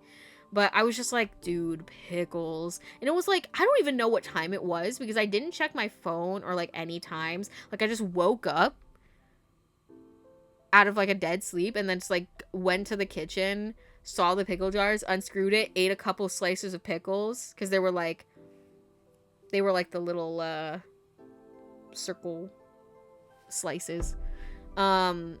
And I was just like, I don't know why the pickles were hitting so good. It must have been probably like 3 in the morning or 4 in the morning. I was just like, these pickles are fucking good as shit. And then I went to sleep. Yeah, it makes me feel horrible too. I don't remember what we were asking. Sorry, I choked. So, I wish it didn't have to happen, but it isn't possible. Oh well, so I guess. Oh, okay, yeah. Yeah, it makes me feel horrible too. True, but you're right that it can't be helped. It's whatever. Yeah, I'm gonna say true, but you're right that it can't be helped. I know. I know. He replied like he could barely muster the strength to speak. Well, we just have to focus on things we can impact, or at least try. You turned to Cove, hoping your eyes conveyed the message you were feeling better than your words. His gentle nod told you that they did. There was a question you had to ask. Is it because of what happened with your parents? Damn, bro. Clocked him in the game and clocked him before it even happened. No legit, no joke, I legit, no joke, eat whole pickles. Bro, me too. Just slices, not whole pickles. Because, okay, so basically what happened was, we had this big, odd jar of pickles, right? So, the jar itself, like the original jar, was so big that we, like, took some of them and, like, cut them into slices, because we had, like, another pickle jar that we just previously finished, and it was, like, smaller. So we just, like, poured some of the new juice from the new pickle jar, sliced up the pickles, and put it in that so we could, like, fit more and get rid of the other jar. Because, like, obviously we were, and then I took what was left in the big jar, and I just, like, I did them in, like, the spears. So we finish those and then just have the smaller one instead of having this big one that like barely fits in the fridge. No, but yeah, I'm a pickle fiend. I'll eat pickles in any shape or form, but I only like dill pickles. I don't like the sweet ones. I don't know. I can't. Yucky. I really like spicy pickles. Those are good. You ever had one of those hot mamas from gas stations? I have, yeah. Big pickle. Pickle ice cream. Oh, I don't know. I think I would try it just because I'm a menace and I want to know. Like, I like pickle flavored chips, like dill pickled flavored chips. Yeah, those slap. I don't know if I would like pickle ice cream, but I would definitely try it just to say I did. Is it because of what happened with your parents? Sorry to clock you like that. Cove ran a hand through his hair, a strange smile spreading across his lips. For him, this pain struck close to his heart. Just as quickly as it had come, his smile was gone, lost amidst his faraway gaze. Yeah, you got it. It's like my parents. Damn, not the divorce trauma. Despite knowing him for so many years, Cove had never spoken of the years before he moved to Sunset Bird, before his parents separated in any detail. He whispered his thoughts distantly, almost unconcerned whether you could hear them or not. That's... He used to fight all the time. I think they got along when I was a baby. I mean, when they had to have wanted to be with each other at some point. They had to have wanted to be with each other at some point. But when I was old enough to remember anything, it was already bad. There was always something wrong, and I could never help. I just wanted them to be happy. You tried to imagine your moms breaking up, and the very idea scared you. But Cove had endured that for real. For real? Sorry. I'm sorry. I'm sorry. Luna, don't worry about it. It's okay. Despite that revelation, Cove gazed reassuringly at you. It's not like that anymore. Things are so different now. I don't even really think about it. Again, the sorrow reasserted itself. When he continued, you could barely hear him. Though I guess it's pretty obvious I haven't forgotten either. Pookie! You tried to smile for him. You crossed the room and took his hand. You went over and placed a hand on his shoulder. You hugged him. You kissed him. Listen, I don't think this is the time for a kiss. I think, let me take your hand, Pookie. He shot up out of his seat as you approached, but didn't resist as you gently took his hand.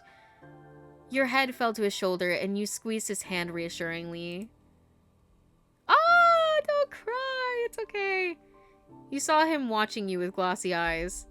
Then Cove sighed contently, his mouth pulling into a soft smile. Wordlessly, you knew that he understood. You felt at peace with him there. When he gripped your hand back, you knew that he felt it too. I wanted to, maybe I should want a hug at least. Break her back, bah. Bear hug, baby. The two of you took a seat again, but this time side by side on your bed.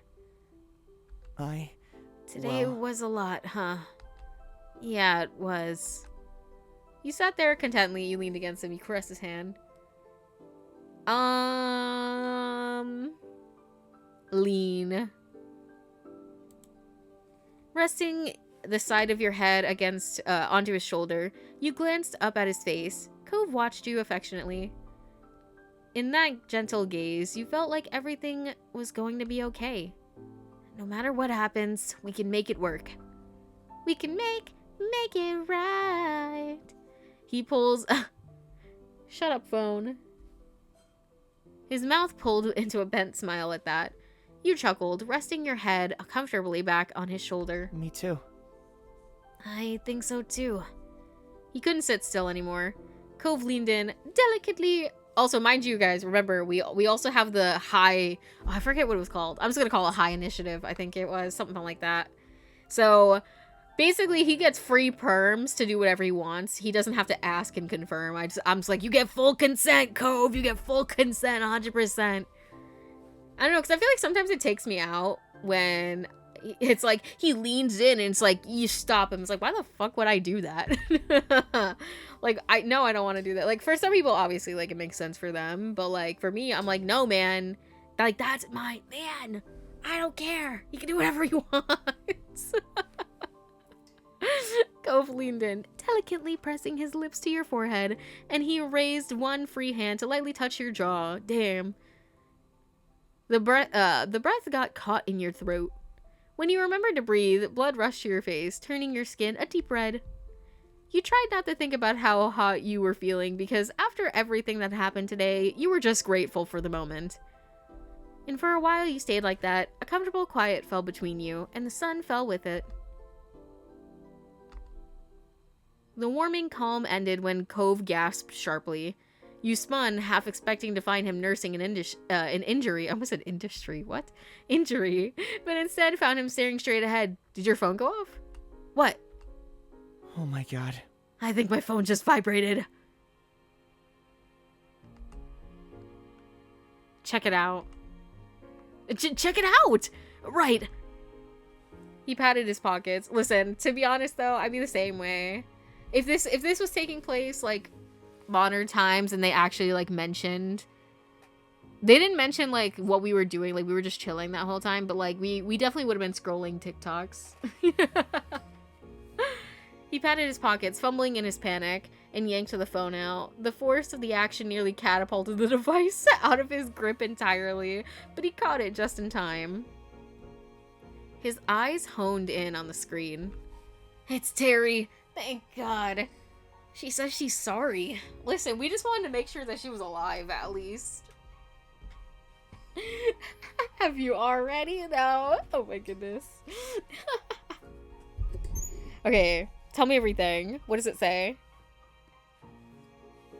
He looked back to you, eyes wide as his nerves started to fray once more.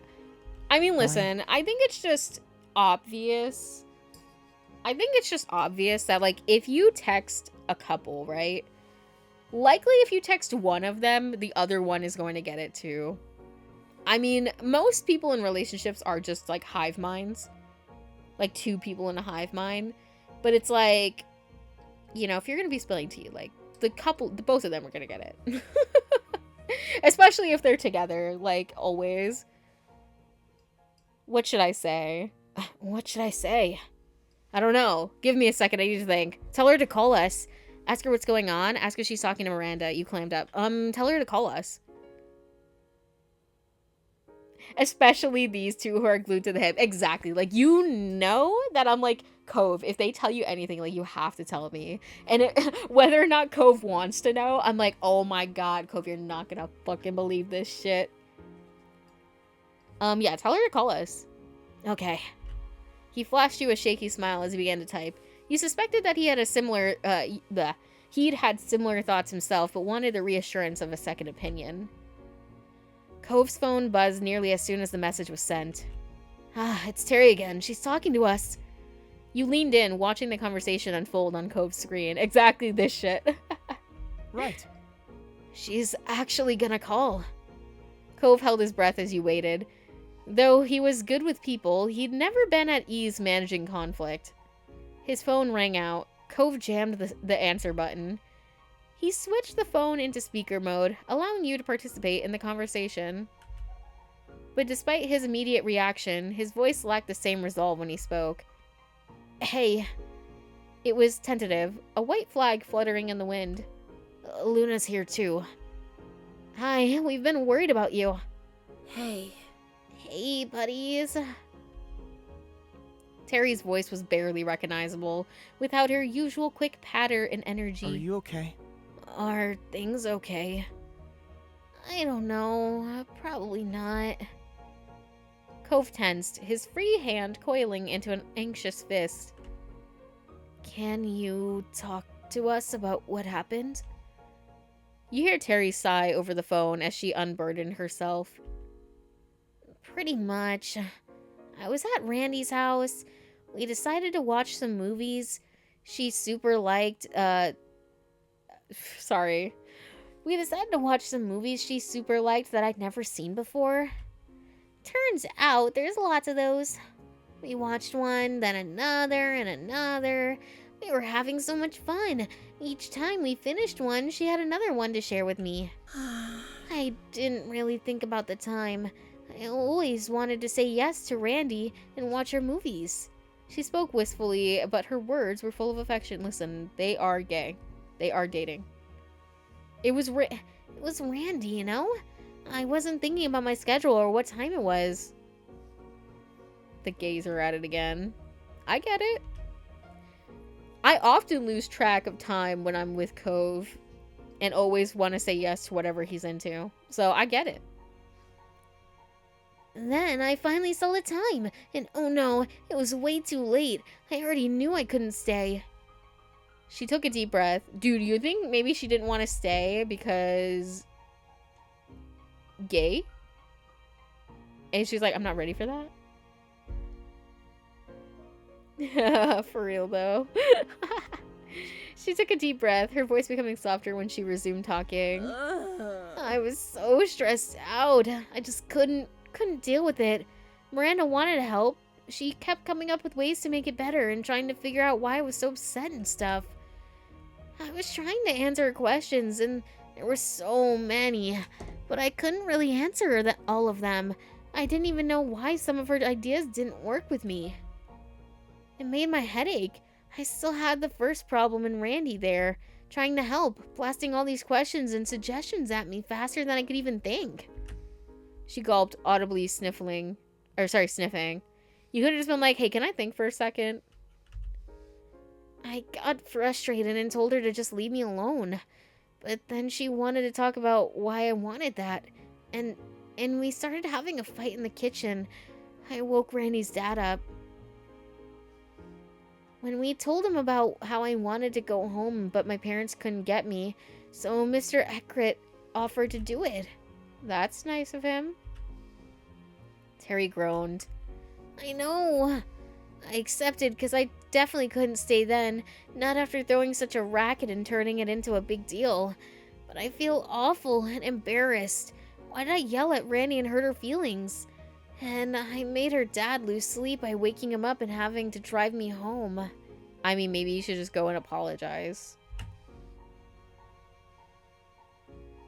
What do you say after that? I have no idea. I don't know where to start, and I don't want to make it worse by saying the wrong thing and fighting again. I mean, just, like, say sorry and explain yourself. Or explain at least, like, it's personal and I don't want to talk about it. Like, give something at least. So, I'm not talking. You not talking is making it worse, you dummy. Terry, Randy isn't mad that you didn't want to stay or that you fought. She just wants to feel like you can talk to her. I mean, you can say whatever you want, she'll listen. Not talking to her at all is pretty much the only wrong way to go about it. Terry lamented mournfully on the end of at the end of the line. I think the issue is that she doesn't even understand why she was upset. But, like, the worst part is, like, even if she said that, I feel like Miranda wouldn't feel bad about it. Like, if like, Terry just was like, to be honest with you, like, all I want is to go home. Or, like, I don't know what I want. Can you please, like, give me a minute? I feel like Miranda would have been totally cool with that. And I just don't think, or I don't know if I said Miranda or Terry, I mixed it up or whatever. But just like, if Terry had told Miranda, like, bro, can you chill the fuck out for a second? I think she would have. But I don't think Terry realizes that she can just, like, say stuff like that.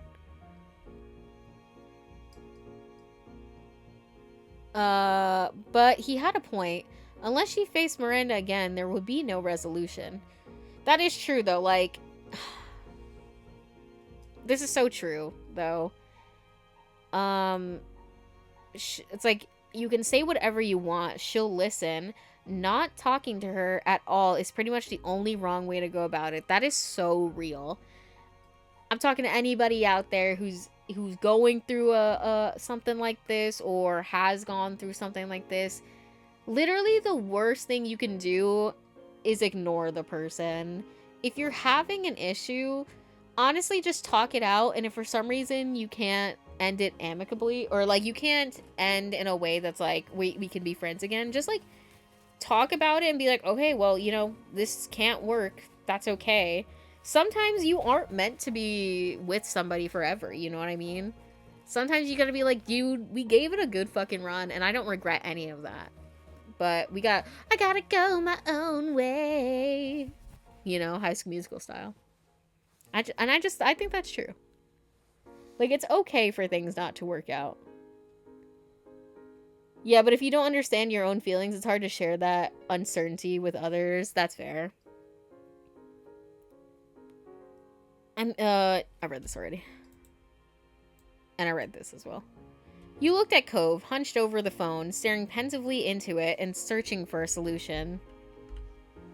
This couldn't be solved with the other key party missing, but what if you brought them in? Your phone was still free.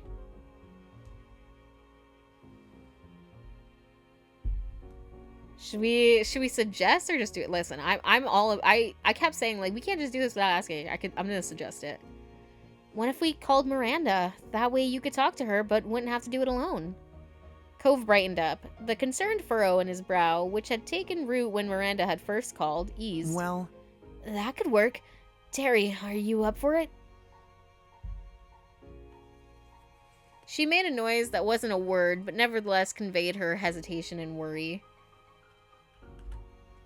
She brought it to a close with a decisive exhalation, as if pushing all the negative thoughts from her body. Alright, I'll do it. Cove nodded. Now that you'd receive approval from everyone, you pulled out your phone and called Miranda. Never have I called two people on different phones and had them talk to each other.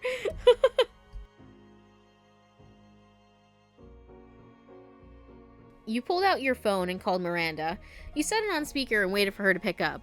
Luckily, she did. Hi. Hi, Luna.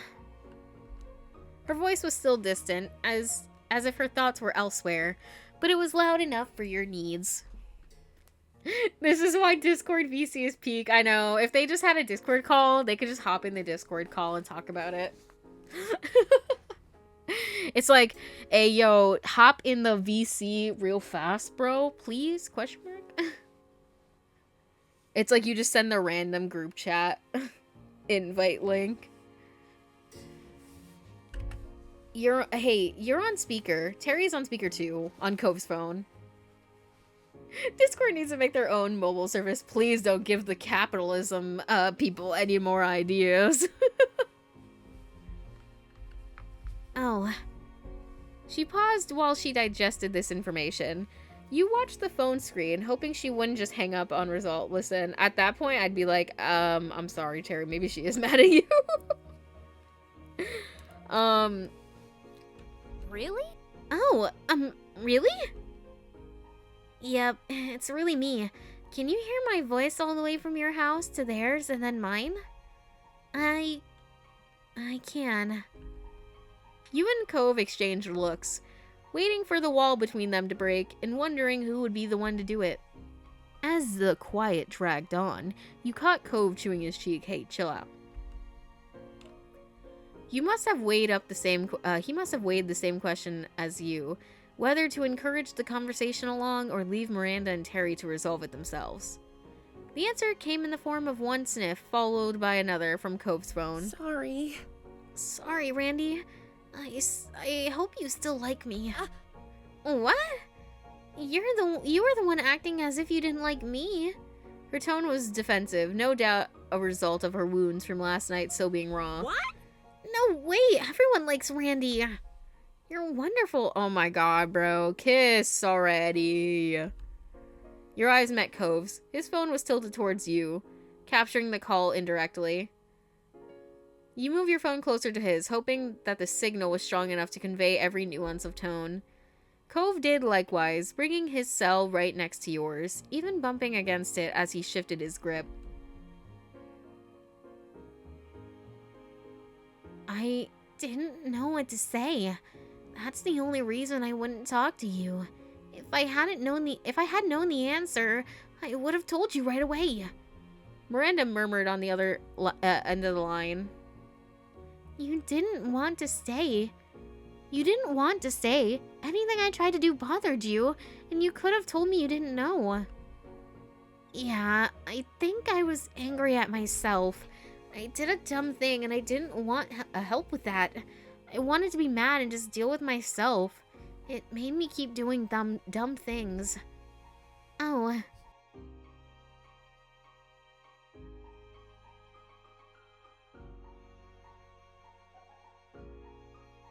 Sorry, I had to fix my hair. When she spoke, her voice was quiet, as tender and vulnerable as the words. I'm sorry.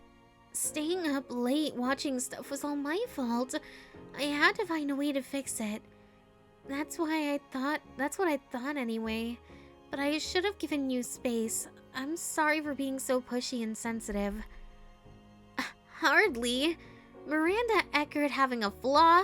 I've never heard of such crazy thing.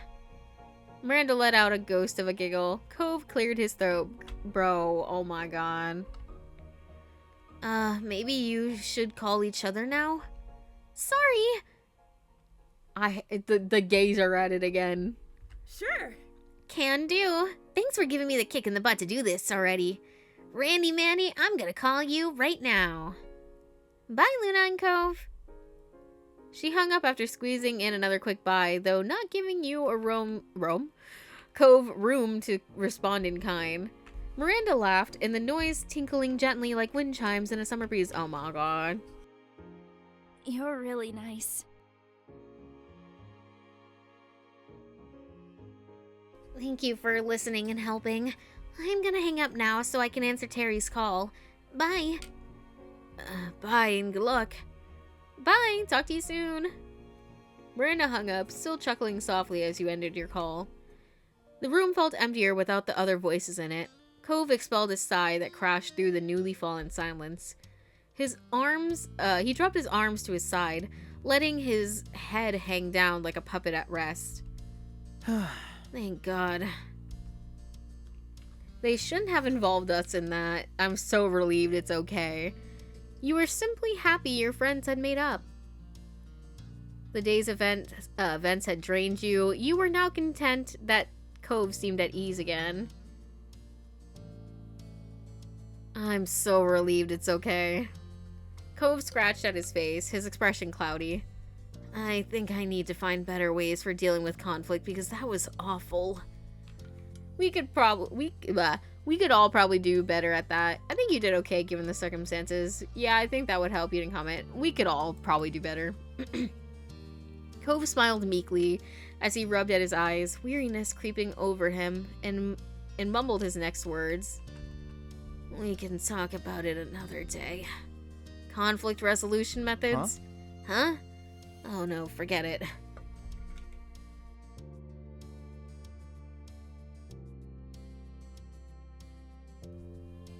Your eyebrows rose and then a light bulb went off in your head. Before Miranda called, didn't you say there was something you wanted to say? Cove's original visit had been so thrown off kilter, it was a struggle to wind your memory back to when he'd first turned up. Bro, I was about to have like a Gucci day with my Pookie Bear, and then I had to deal with drama.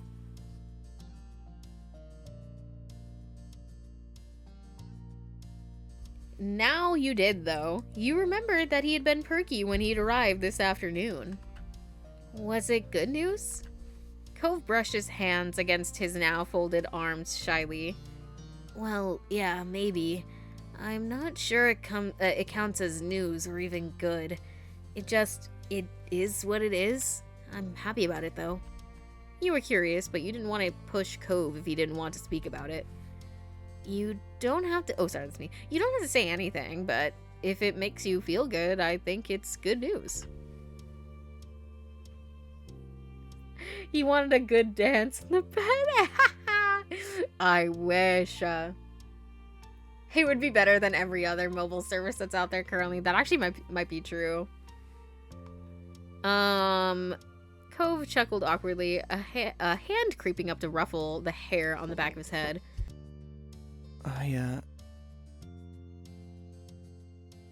Oogly boogly, bitch. Hello. You know you could do me a solid? No. You want your slices of pizza on the plate? Yeah, sure. That wasn't what you were originally going to say. I was either gonna say that or that. Either way, I wanted food, so I was like, I'll take whatever. Thanks. It's fine. If you want to hear it, I can tell you. Well, tell me then. He shifted on his feet, as if a different posture might give him the support he needed for the conversation. Oh, okay. I didn't want to make it a big deal, but I kind of, well, not kind of. I know what my sexuality is now. Okay, what LGB flavor are you? Oh! A real subject change, huh? He chuckled. True. It was unexpected. It was unexpected, but you were excited that Cove had come to understand himself more, and glad he wanted to share with you. Alright, which member are you, buddy? That's great. Tell me more? Cove drew a breath, straightening up. I'm demisexual. Damn bad. Join the club! No, kidding. I'm demisexual, so you know, most of the time, I don't really have those kinds of feelings. Physical wants and stuff. But he's like, with you, and I'm like, me too, kid! Man, what a bunch of freaks. She's a hater! Guys, cancel my sister. No, I'm kidding.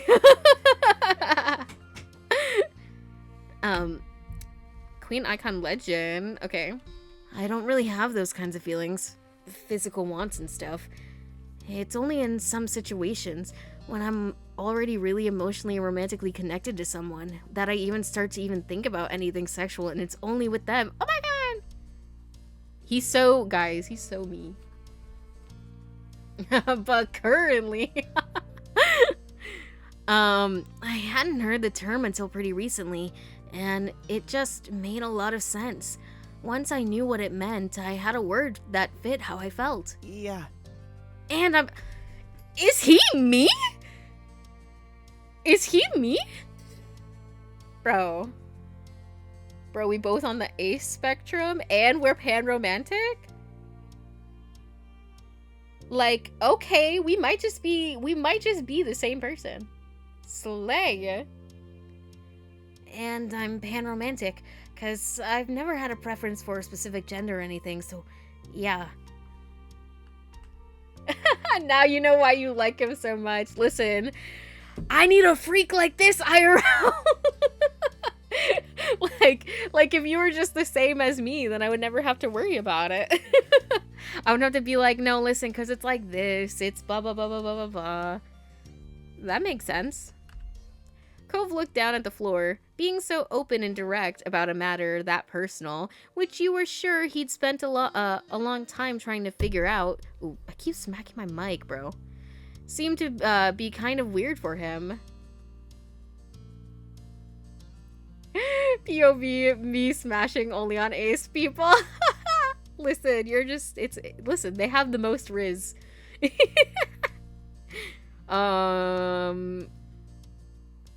Cove looked down at the floor, being so open and direct about a matter that personal, which you were sure he'd spend a long time trying to figure out, seemed to be kind of weird for him. Despite that, there was a small, proud smile on his face, and when he looked up again, his gaze was steadfast. That's really nice to know. Have I ever pushed you or made you feel uncomfortable? So it doesn't mean you're thinking sexual things about me. You felt proud of your boyfriend too. Listen, what do y'all think we should say? What y'all think we should say? Listen, I don't want to, like, I feel bad teasing him, but, like, I do kind of want to say this, like, so, basically what you're trying to say, the top one, yeah, we gotta make him feel good right now. That's important, especially after the bullshit that we just dealt with today. Cove shook his head easily. No, I overthink things and I get embarrassed about stuff, but you know how I am. When I actually don't want to do something, it's pretty hard to make me. That was definitely true of Cove. He had proven many times over the years that he wasn't afraid to dig in his heels. I like what we do together, and, so, you know, I'd be glad if that didn't stop. There, Cove went getting bashful about things again, but you felt good, and you could always feel that way because he was feeling good too. Okay, thanks for answering. The middle one is funny. All this talk about Cove's sexuality made you reflect on your own. Your feelings on yours hadn't wavered. Your view had evolved since you were younger. Listen, I wish they just gave me, like, the ability to pick them. Like, what I mean. I don't even remember what I answered before. I don't know. What did I answer before? Let me... Should I say my view has evolved just in case? I'm just Cove sexual. Let me see what it says when it says your feelings on yours haven't wavered. Maybe I don't need to. Yeah, I can't remember what I picked either. Let me see what it says. Cove had known for years now. It was heartwarming that he had reached a point where he felt similarly capable of discussing his own. You felt even closer. Can't you see the logs or something? I don't think it would go that far back because, like, we picked that stuff in. Maybe step 2. I'm assuming I picked something similar to just, like, how I feel, so. You felt even closer. You felt his tiredness deep in the marrow of your bones. Do you have a character profile? Not that I know of. In the menu or something? No. Now everything was neatly wrapped up, for today at least. I mean, I could just always change. But I'm pretty sure I would have did it right the first time. You had physical attraction in a general way. You only seemed to feel physical attraction in specific cases and situations. You didn't really have a physical interest in other people. You didn't think you could tell if you had an interest in people physically. There was only one person you'd ever had those kinds of feelings for. Specific cases and situations.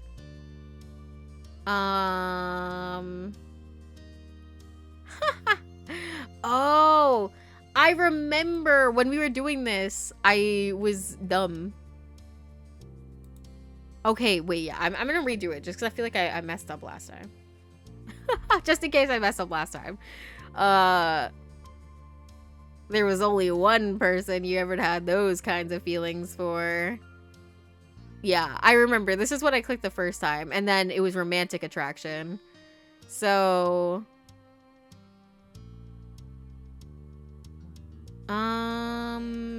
yeah, I would say in a general way. You found them attractive, especially your boyfriend. You weren't physically interested, but you were very happy in your romantic relationship with Cove. You generally weren't interested in guys, but there were special exceptions. I mean, like, bro, I don't know. Like, yes, technically. Like I said, it really depends on, like, because, like, when you say you find them attractive, what do you mean by that? Because I'm like, I don't know, for me, like, I have to, I don't know. Like, I'm not just gonna look at a guy and be like, yup, you're attractive, therefore I like you now. You know what I mean? Like, I do, you know.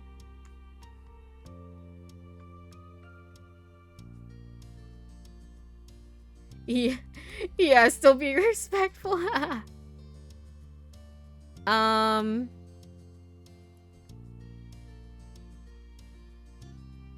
mean, because, like, I could find anybody attractive, I guess.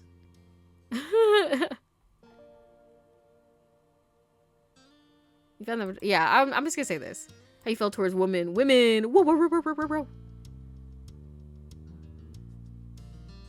Where's the, listen, girl hot, but I want Cove. Where's that option? Like, you thought you'd be happy with a girl someday. Like, no, like, in theory, I could have if I hadn't met Cove.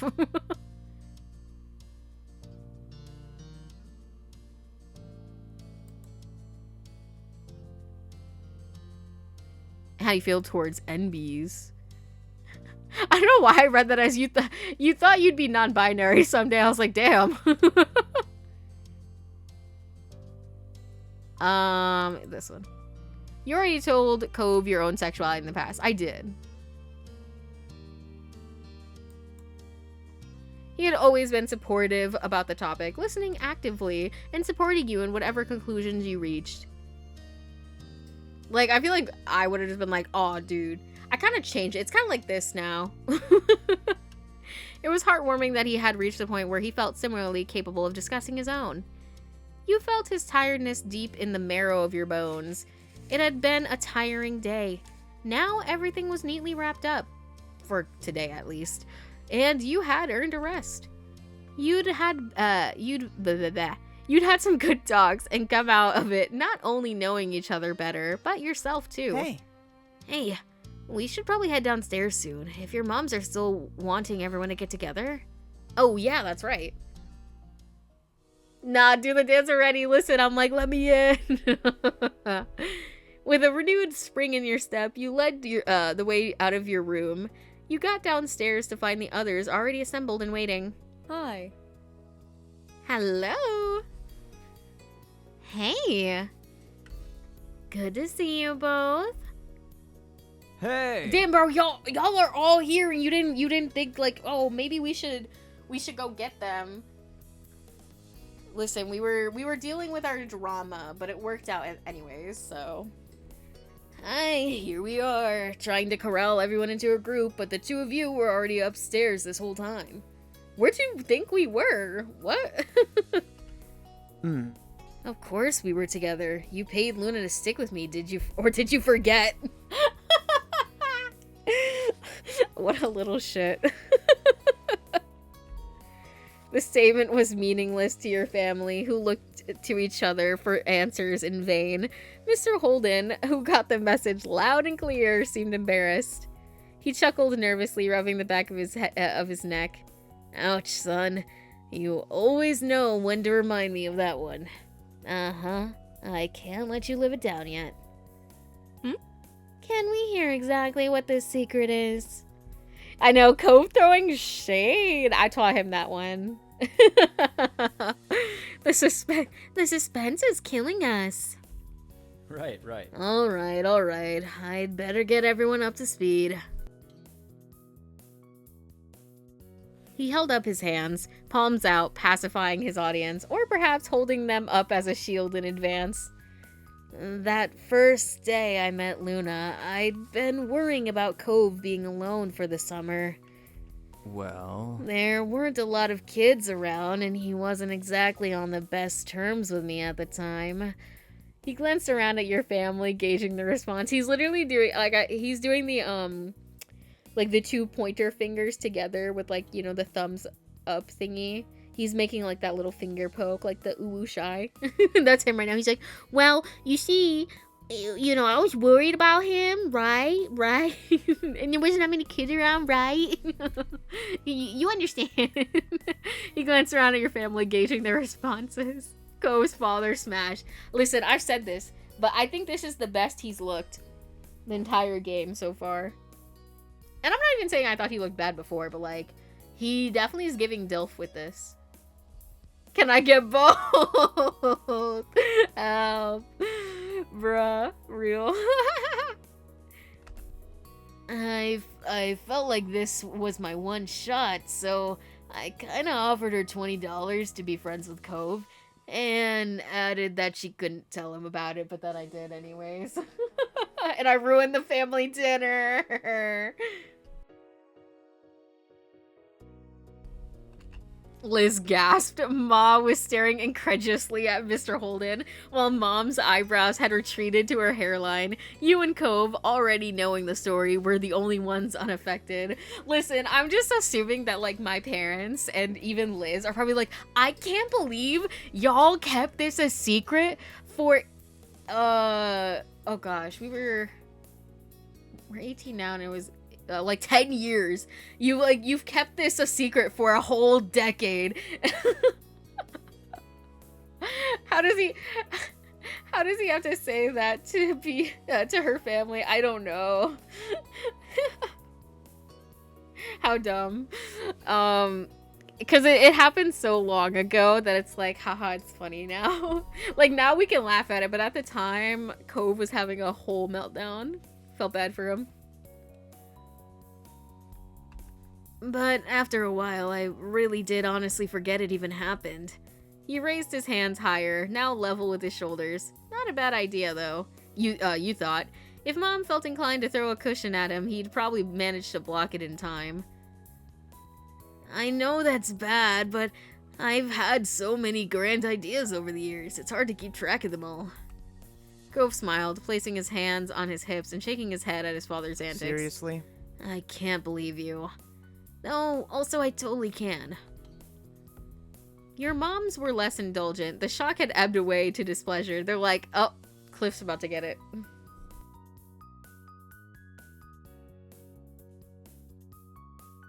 They're like, you solicited my child?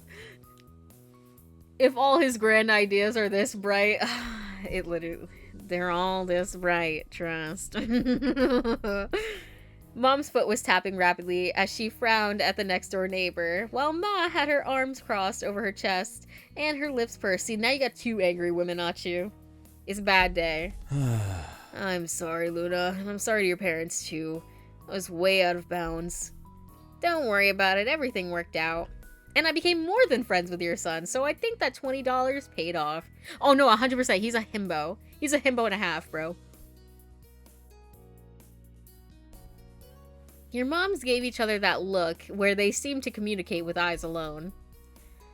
Alright, that's that then. It won't happen again. Absolutely. It definitely won't. All right. Good. It was a little surprising that they were letting him off the hook. But on the other hand, it was a long time ago now, and you were sure your moms remembered those painful early days of Cove's arrival too. Mr. Holden wasn't a potential bad influence anymore, so a lecture would be pretty moot. Instead, your ma gave him a lenient smile. In that case, Now that it's settled, why don't we find something to do? Nods of agreement cascaded. Sorry, I don't know why that took me a minute. Cascaded through the group in a couple waves at the suggestion. Mr. Holden's shoulders slumped with a release of tension. He brought his hands down, tucking them away into his pockets. How about cards? There was a murmur of interest from the others. You were keen to play, that was fine with you. You'd play along with the others, you didn't really play cards. Dude, that's fine. Most of the group was eager to play, but Mr. Holden was demurring? Nah. Why is mom smiling like she's about to murder him? Spoiler, because she is. That's real. She's like, ooh, if it wasn't for the laws of this land. I think I'll sit this one out. Where's the fun in that? Join in. We're not too angry with you. Yes, and I know there's a lot of people, but we can make it work. Mr. Holden shrunk into himself, embarrassed by their attention. Dad, you love playing cards. We do it at our house all the time. Dad? Mr. Holden broke under the combined force of everyone's attention.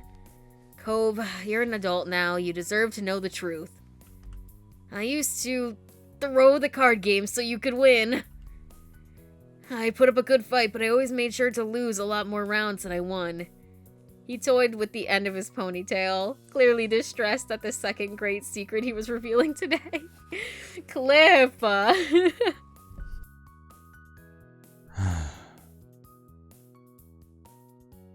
I know people want to be taken seriously and fake wins don't mean as much, but I couldn't help myself.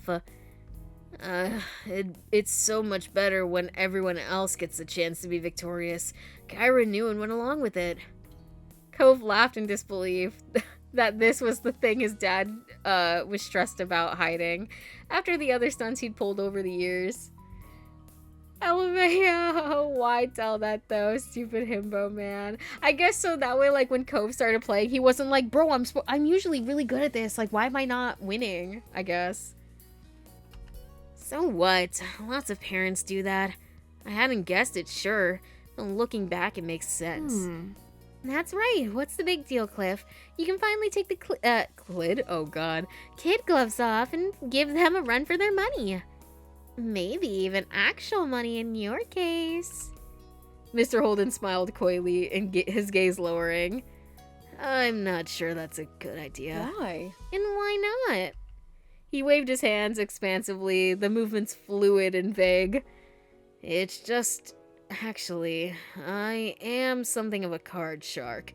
I used to make a lot of fast cash off games. Casual players don't have a shot unless it's a game of pure luck. Self-voicing enabled. I did not mean to do that. Self-voicing disabled. Stop. It would have just started reading in a robot voice. I would have hated it. What other stunts did he do over the years? Well, the only ones that we really know of is the money one, now the card one, and also he was the one who, like, planned to get Cove's mom to come over for the summer that we do in step 2, which Cove gets upset about. Because he's like, bro, I don't want it to be a surprise. Like, tell me these things are gonna fucking happen. Also, I love giving Cove the ponytail because I think it's fun that he has a ponytail and his dad has a ponytail. Like, he was influenced in that way. What about betting our clothes instead of money? Listen, not with my parents and sister playing, please. Cove's jaw hung open, his wide eyes fixed on his father. Really? There was a touch of amazement, even admiration nestled among the shock. He's like, dude, you can gamble?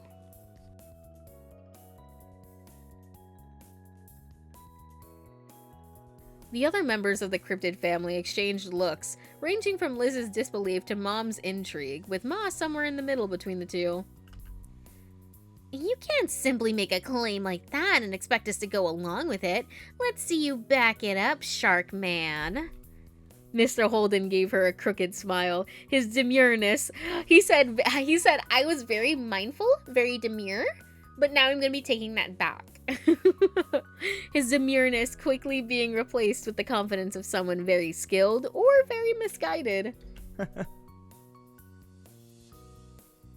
You sure about that? Definitely. We've got to see this so-called non-casual player in action. Well, I might be able, though who knows, maybe I've gotten rusty. His coyness continued to rile the gang up, and he was getting a kick out of it now. Please? Come on, please. Alright. Alright, I can dust off the old tricks. Great! Cove beamed at his father, while Mom clapped Mr. Holden on the back. Liz darted off to get a deck of cards, while the rest of you settled in for the game, and I settled in for a quick drink.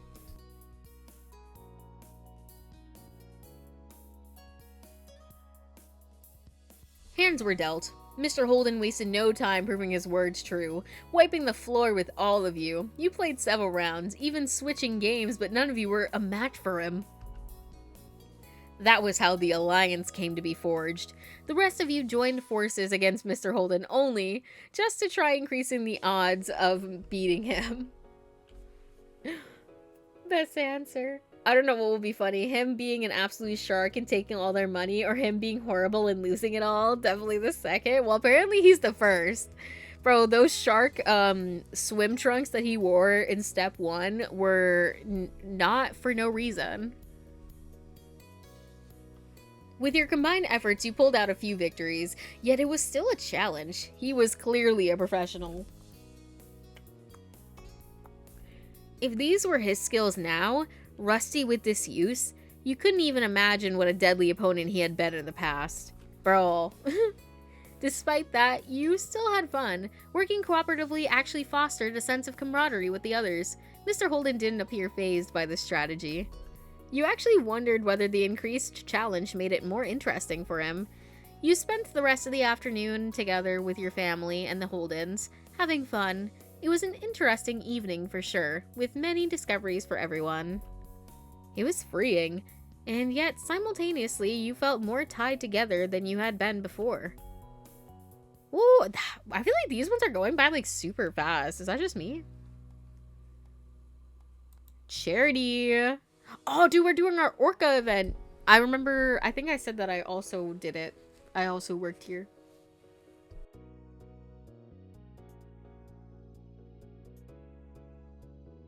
Alright.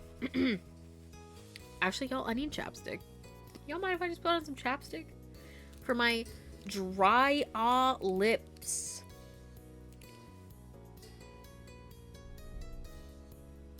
Okay. Cove pushed himself to his feet from where he had been bent down in the sand, stretching out his back and groaning softly. A tired breath slipped past his lips as he wiped his brow, looking out over the shore. It looks great. You stood beside him, joining in the surveying of the sand that almost seemed to sparkle beneath the midday sun. I feel like I'm being like reminded like I'm in Okinawa right now. It's giving the same beach energy. The two of you had been out on the beach since sunrise, cleaning up and down the beach, looking for various debris, and the work had paid off. Using a hand to shield your eyes from the blinding rays, you glanced across the way where the other volunteers from Orca were gathered. They were easily recognizable by the high-vis vests they wore. It looked as though everyone was about ready to wrap things up for the day. Happy to see you in a better state. I'm exhausted. I'm glad it's almost over. You did great, Cove. Cove, you ate. The beach looks better than I've seen it in ages. I couldn't have done it without you, and the other volunteers too, obviously. We did a pretty good job, didn't we? You shared a smile, relieved to soon be able to take a break, but feeling proud of what you had accomplished. Cove placed his hands on his hip, a pleased grin pulling up at the corners of his mouth as he had admired the work you'd both done. You had begun to realize during your time volunteering for the organization how seriously Cove took his service. It was easy to see that it was something important to him. You felt equally as invested and always gave it your best efforts. You enjoyed the work, but mostly wanted to have a good time. Miranda was right. You volunteered because it was a good reference. You didn't want to be there, but you didn't know how to turn it down. I'll say you enjoyed the work, but mostly wanted to have a good time. Being part of the organization, being part of an organization like Orca meant that you got to meet different people and go on all sorts of, and go to all sorts of places you might not have had a chance to usually. It's been a good year so far. It's crazy to think that it's already time to push the big event. You let out a big breath, thinking of the formal dinner that Orca organized every year. They do this every year. You can't. Okay, stop. Sorry, that was so funny though. Nobody is cute. I love you, Cove. Oh my god. Being a completely fundraising focused event for large donors, it was crucial for the organization's projects in the year to come. You had to be over 18 to attend, so this was your first opportunity to actually see it in person. All you had heard about it so far was that it was a prim and proper occasion with speeches and everything. You didn't know what else to expect from it, as you weren't part of the group who planned it. Who planned the evening. Before the big night came around, the volunteers would have to sell tickets for it, and that's where you'd be helping. I'm excited to go. I'm nervous about the event. I don't really want to go. I'm curious about the night. You shrugged. I'm excited to go. You rock back and forth on the balls of your heels. Of your feet.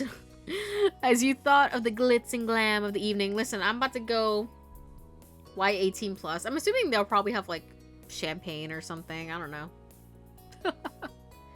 Well, I don't know why 18 plus. I was gonna say maybe 21 plus would have made sense if there was alcohol, but 18 plus? I don't know. Maybe it runs to a certain time and like kids aren't allowed to be in there at a certain time. That's the only thing I could think of. Maybe timing. But yeah, I gotta do a full beat for real. No, I'm kidding. Cove nodded, but something about his smile seemed strained. You're not excited? You don't want to go? I'm glad you are. I mean... I just don't feel excited about attending a super formal meal with proper etiquette and stuff, you know? I mean, me either, but I want to dress up, I think. He threw his arms out to the side, making a bit of a show at how ridiculous it seemed to him. I've got sand all over my room and only one nice shirt, and I go barefoot pretty much wherever I can and whenever I can. I'm gonna be so out of place. Right, I'd bet you'd rather stay out here. I don't want to have to worry about manners.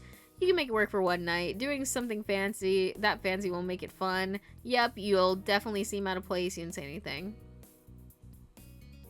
I don't want to have to worry about manners, but it is what it is. What if they have more than one fork like in the movies and I have to pick the right one? What am I supposed to do then? I always forget how much of a surfer boy Cove is. No, literally. He's like, yeah, surfing. And I'm like, because in real life, I'd be so not into it. I'd be like, I don't want to surf, but I'll sit here while I like knit on the beach and you can surf and I'll watch you. Like, give me a little umbrella. I'm good.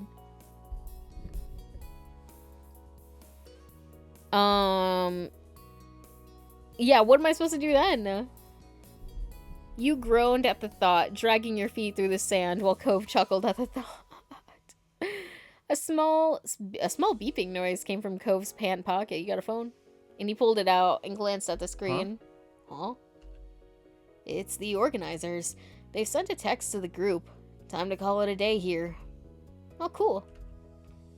Cove tucked his cell away eagerly, turning to you. Let's head over and drop the trash bags off at the trucks. Then we can drive back and join the ticket team. We've got to be there pretty soon to relieve them.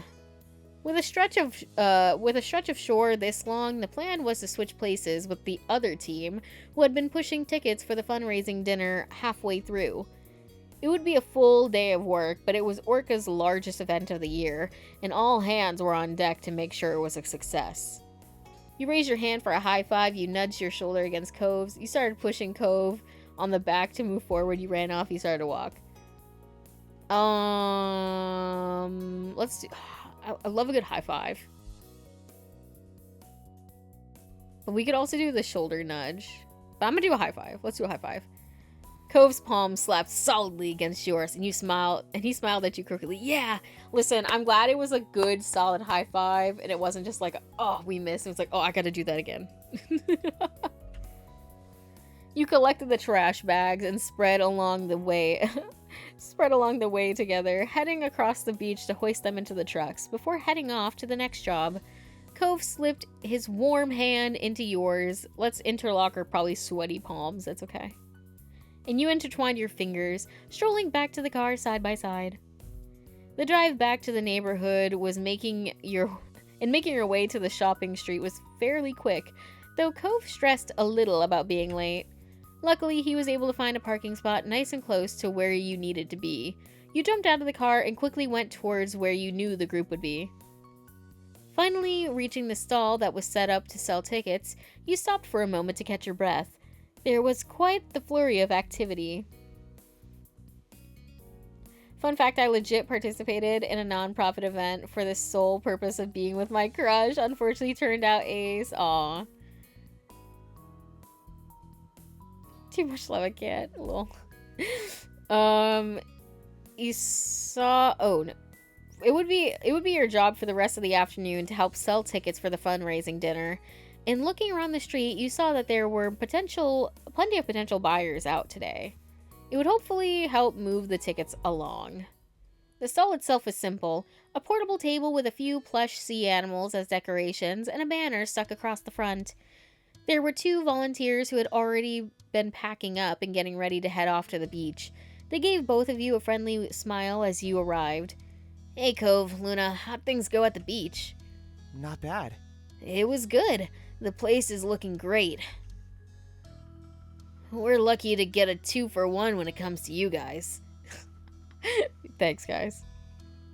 Cove cleared his throat awkwardly from beside you, and you noticed his cheeks flushing pink.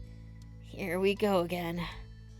You laughed it off. That's true. That's right, that's us. You felt your own cheeks get hotter.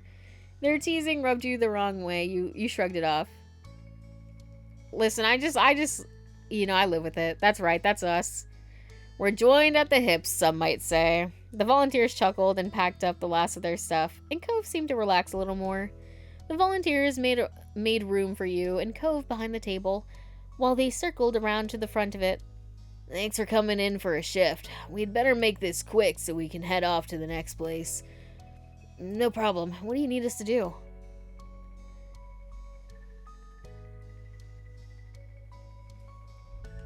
You nodded and gave a small smile to show that you were listening. One of the volunteers handed you a clipboard with all of the details needed to sell tickets, while the other tossed a set of keys to Cove, which he caught with ease. Those are for the money box and supply kit. Make sure to keep them on you at all times. Oh, Lord. Aside from handling the cash for the tickets, there's also a form on the clipboard for the guests to fill in their info. That way we know how many tickets we've sold and who will be attending the event. There's a small script beneath that if you get stuck for what to say, and that's about it. Pretty simple, huh? Uh-huh. You're so good, you're so good. Uh-huh. I think we've got this. Oh. Uh-huh. I think we've got this. Satisfied that you knew what you were doing, the volunteers said their goodbyes and started walking away, leaving you and Cove to manage the stall alone. The keys jangled in his hand as Cove waved them off, before he stuffed them into the pocket of his pants for safekeeping. Bye, have fun! Once the volunteers were out of sight, Cove dropped down into a chair behind the counter with a sigh. We made it here just in time. It's cool we traded places with nothing happening. They might have been late getting to cleanup duty. He leaned back in his seat, getting fully comfortable in the space, and gave you a small smile. You took the other seat. You stayed standing. I'm gonna sit. The fuck?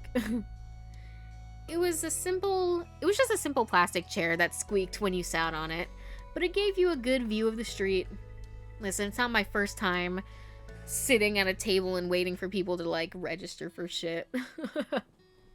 We've got this under control. I was so stressed about getting here. Things could still go wrong. I'm glad this work lets us at least rest in one place. Dude, we got this under control. Look at how well we did with the beach cleanup. I'm sure this will be a piece of cake. No, that just jinxed us so bad, bro. Put away that bad karma. I don't want to look at her. I'm glad this work lets us rest at least in one place. Yeah, I really needed to get off my feet for 5 seconds. Cove rummaged around the station a little, picking up a stuffed toy orca and holding it up in front of his face. You had to admit that it was pretty cute, with its big bulging eyes and its oversized flippers. Setting it back down on top of the table, Cove moved on to check out the rest of the stall, finding a cooler stashed beneath the table. When he pulled it out and opened the lid so you could see that it was filled with a half melted ice cubes and about a half a dozen bottles of water. Grabbing one of the plastic bottles, he unscrewed the cap and took a long drink. You watched the condensation run along the side and onto his fingers. Damn, bro, you didn't even lick that up. Who said that? Who said that? So? Do you want one? I'll take the one you're drinking. I would confuse Cove. You're right. I should have stayed standing just to look at him. Do I want one? Cove set his water on his side of the table before pulling out another, holding it out towards you.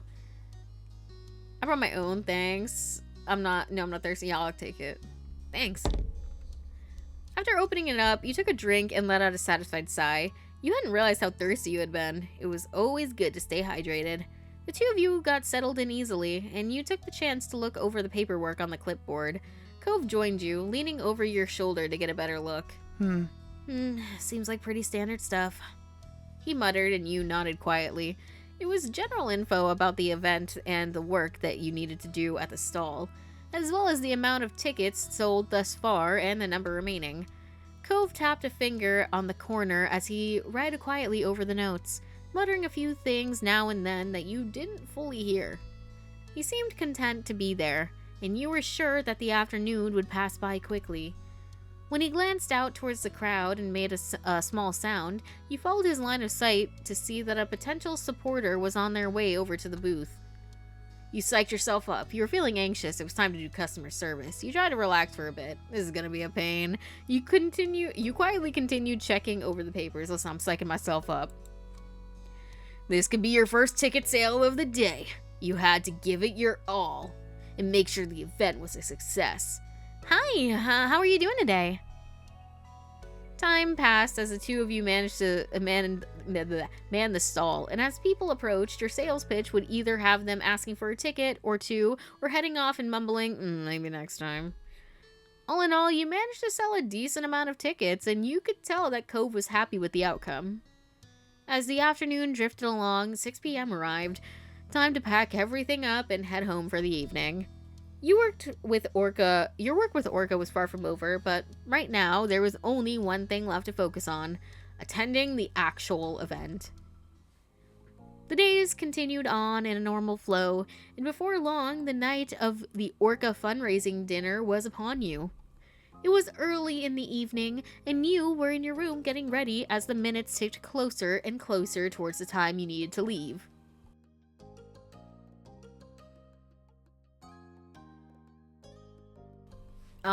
You wanted some privacy, so you had locked yourself away on your own. Liz was helping you pick out an outfit. Cove was on speakerphone. Liz was helping you get ready while Cove... Yes, I want both. I love my besties, and I love my sister. So yeah. I gotta have my pookies here. You were currently in the midst of picking out an outfit, which Liz was helping you with, while Cove gave his input from the phone. Of course, Cove couldn't see any of the items you and Liz were choosing between, but he was trying to help all the same. The event had strict guidelines, and you wouldn't be let in unless you were dressed to code. That meant having to find a truly professional outfit, but one that you were also happy with. You were happy to have the chance to dress fancy. You wanted to be practical about it. You weren't happy to have it to dress up. Listen, you know, I like being fancy every now and then. Cove smash, real. Can we have a shirtless Cove? Listen, that's what I'm saying. I'm like, I know this is a fancy event, but like, I'm happy to have a chance to dress fancy. There were a couple of outfits that didn't get nearly as much use as you would have liked, and now is the time to show them off. You smiled as you picked your way through the items, your excitement shining bright. It's fine. You don't need to get too in your head thinking about the look, but you do need to hurry and pick something. At this rate, you're gonna have a better time picking out your outfit than, Bleh. At this rate, you're gonna have a better time picking out your outfit than at the party itself. But whatever you go with, it'll be great. Oh, aren't you helpful, Liz? Don't push me, Liz. Thanks for talking it through with me, Cove. I never thought I'd see the day where when Cove Holden would encourage me to wear something formal. A quiet chuckle came from your phone, and you smiled at the sound. Yeah, this is really a once-in-a-lifetime event. Taking a deep breath to refocus yourself, you looked over the options one last time. It was time to decide on an outfit, and quick. Alright, what are our options? You chose a dress, you chose a button-down shirt and pants, you chose a blouse and pants, you chose a button-down shirt and a skirt, you chose a blouse and a skirt. I'm gonna pick a dress. I love a dress moment sometimes. Liz nodded in approval, clapping her hands together satisfied. Good. Finally, we're making some progress. That sounds like it'd be totally fine. I'm wearing just a shirt with buttons and slacks, personally. Standing in front of your mirror, you quietly assessed your outfit. You thought about adding an accessory or two. Listen, I need earrings on this bitch. You needed a little something extra to finish it all off. Rummaging through the rest of your wardrobe, you picked out what you needed to complete your outfit. I need... Girl, I need that anklet. Ah! No, I need my earrings, though, for real. Oh, my ear's ringing. Listen, if we can only put on one thing, bet I'm putting that damn anklet on. Trust. I'm going back. But if we can put on more than one thing, I will. You hurried to put on a pair of earrings to match your outfit, aware that time was running short. And we gotta get the anklet. Where is it? The anklet, the anklet. You had to quickly remove your shoes to slip on the anklet before stepping back into them again. And... a necklace. Always a necklace. Turning back to your mirror, you let Liz drape your best necklace around your neck and clasp it together with the back. Okay, then we're good. That was everything. And with that... Oh, I gotta have a good eye makeup look. I don't know if I would... I mean, I feel like I could do a formal look still. Leaning in front of the mirror again, you grabbed your makeup bag and applied what you needed. I don't put on, like, face stuff. I literally just put on eyeshadow. You chose a color to complement the rest of your look and swiped it over your eyelids, taking care to blend it well.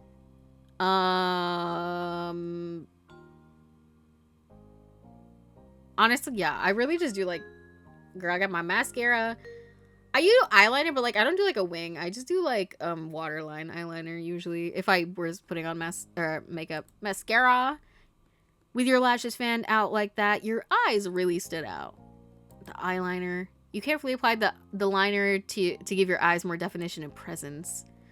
And I gotta have the blush. You guys, highlighter. You swept your... I love looking like a clown for fun. To be honest. My blush is usually strong on purpose. Love looking like a clown. I love how my Wi-Fi always crashes when I ask the most important questions. Will we get a kiss? I hope so. If you can hear that, I hope so. You swept your brush across the apples of your cheeks. Nail polish, foundation, lipstick, bronzer, lip gloss, false lashes, drawn over brows, body glitter. That was my... Listen, a little lip gloss. You know, no chapped lips. Popping the wand out of the tube, you applied a glossy sheen to your lips and puckered them together. Okay, and that's it. Oh? You're really going all in, aren't you? Listen, I can't be looking like a bum. Of course. Finally, you were dressed. It had all come together. Okay, I just gotta change my shirt and then I'll be at the car. See you in a minute. When you looked at Liz again, she had a goofy smile pulling at her lips. You look very nice, Luna. Thank you. You twist around your outfit excitedly. I do look good, don't I? Now you're talking like our moms. You blushed and smiled. I'm gonna do a little spin. Knowing you had made the right decision with everything had you feeling more confident. Liz pretended to wipe a tear from her away with her finger, sniffling dramatically. Oh, precious Luna, you're really all grown up. It happened in the blink of an eye when I wasn't even looking. She chuckled to herself, nudging you towards the door. All right. All right, time to get downstairs. Your very official, though still kind of a baby, boyfriend awaits. You carefully headed down the stairs and into the living room, where your moms were waiting for your appearance. As you entered, they both stood from the couch and came over to you, smiling broadly. You look so wonderful, Luna. Nice. And very mature, too. Mm-hmm. I know, right? They continued to coo and fuss over you until you managed to brush them off. Ma took Mom by the arm and held her close, the two of them admiring you proudly. You enjoyed the attention. Thank you. You sighed dramatically. I already got this from Liz. You wonder why they're making such a big deal. Listen, I'm enjoying it. Like, I do. I'm cute. I'm cute. How do you like my outfit? Another round of praise began. You smiled happily to yourself. It was nice to be so lauded. Ma came in and gave you one last hug, and before you knew it, another pair of arms was wrapped around you, and then a third. Both Mom and Liz giggled as they hugged you tight. We hope you have so much fun tonight. Have fun. We won't wait up for you. Stay out as long as you need. You're old enough now. Bro, I need to stop and get a hotel. You know what I'm trying to say? Hey, yo. With a last wave goodbye, you left your family and approached the front door. It was time. Stepping out into the night, you closed the door behind you gently and looked out across the street. And my man. Thank you to my man. This is the shirt that we picked out for him. Cove was standing there in the street. His eyes met yours immediately, as if he'd been watching your house for the moment you would come out. He smiled bashfully. Hey, Luna. Hey, I hope you're ready to do this. He took the chance to check over his outfit and walked across the way to meet you. Oh, check his outfit as he walked. It was formal for sure, though didn't feel overly posh. It made sense for him and was honestly a sight for sore eyes. He was always beautiful to you. With a growing smile, he stepped closer, his cheeks reddening all the way down to his neck. Thank you. Thank you for coming with me and for dressing really nicely for this. Your outfit, it's just perfect. His gaze traveled downward to take in your full form. Yeah, check out this anklet too. Gotta tease him with that anklet every single time. And he leaned in only inches away from your face to whisper it in your ear, his warm breath tickling your skin. I like the ankle bracelet.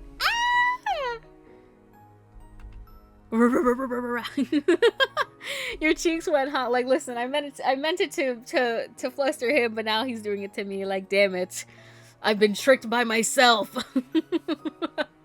Your cheeks went hot, and you bit down on your lip to keep from smiling too much.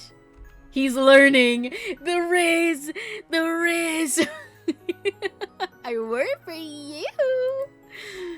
I thought you might appreciate it, and it is a special night. He smiled at you softly, and the corners of his eyes crinkling as he brought his face even closer, to the point where the tips of your noses were touching. Listen, I just know that, like, our parents and Liz are just, like, faces against the fucking glass. Like, yo, what are they doing out there? You're always too nice to me. He raised a hand and lightly trailed his fingers down your side, his touch tingling your skin through the fabric of your dress. You started to wonder if it was a good idea after all. Cove acting like that was killing you, and you hadn't even started the trip to the dinner yet. It took a great amount of effort to focus your thoughts and react to his overall assessment to your look. Thank you. You felt shy over it. You look amazing tonight. You're so hot right now, you said flirtatiously. You shrugged. What do y'all think we should say? What do y'all think we should say? Once again, taking this as just another opportunity to have a go shippies.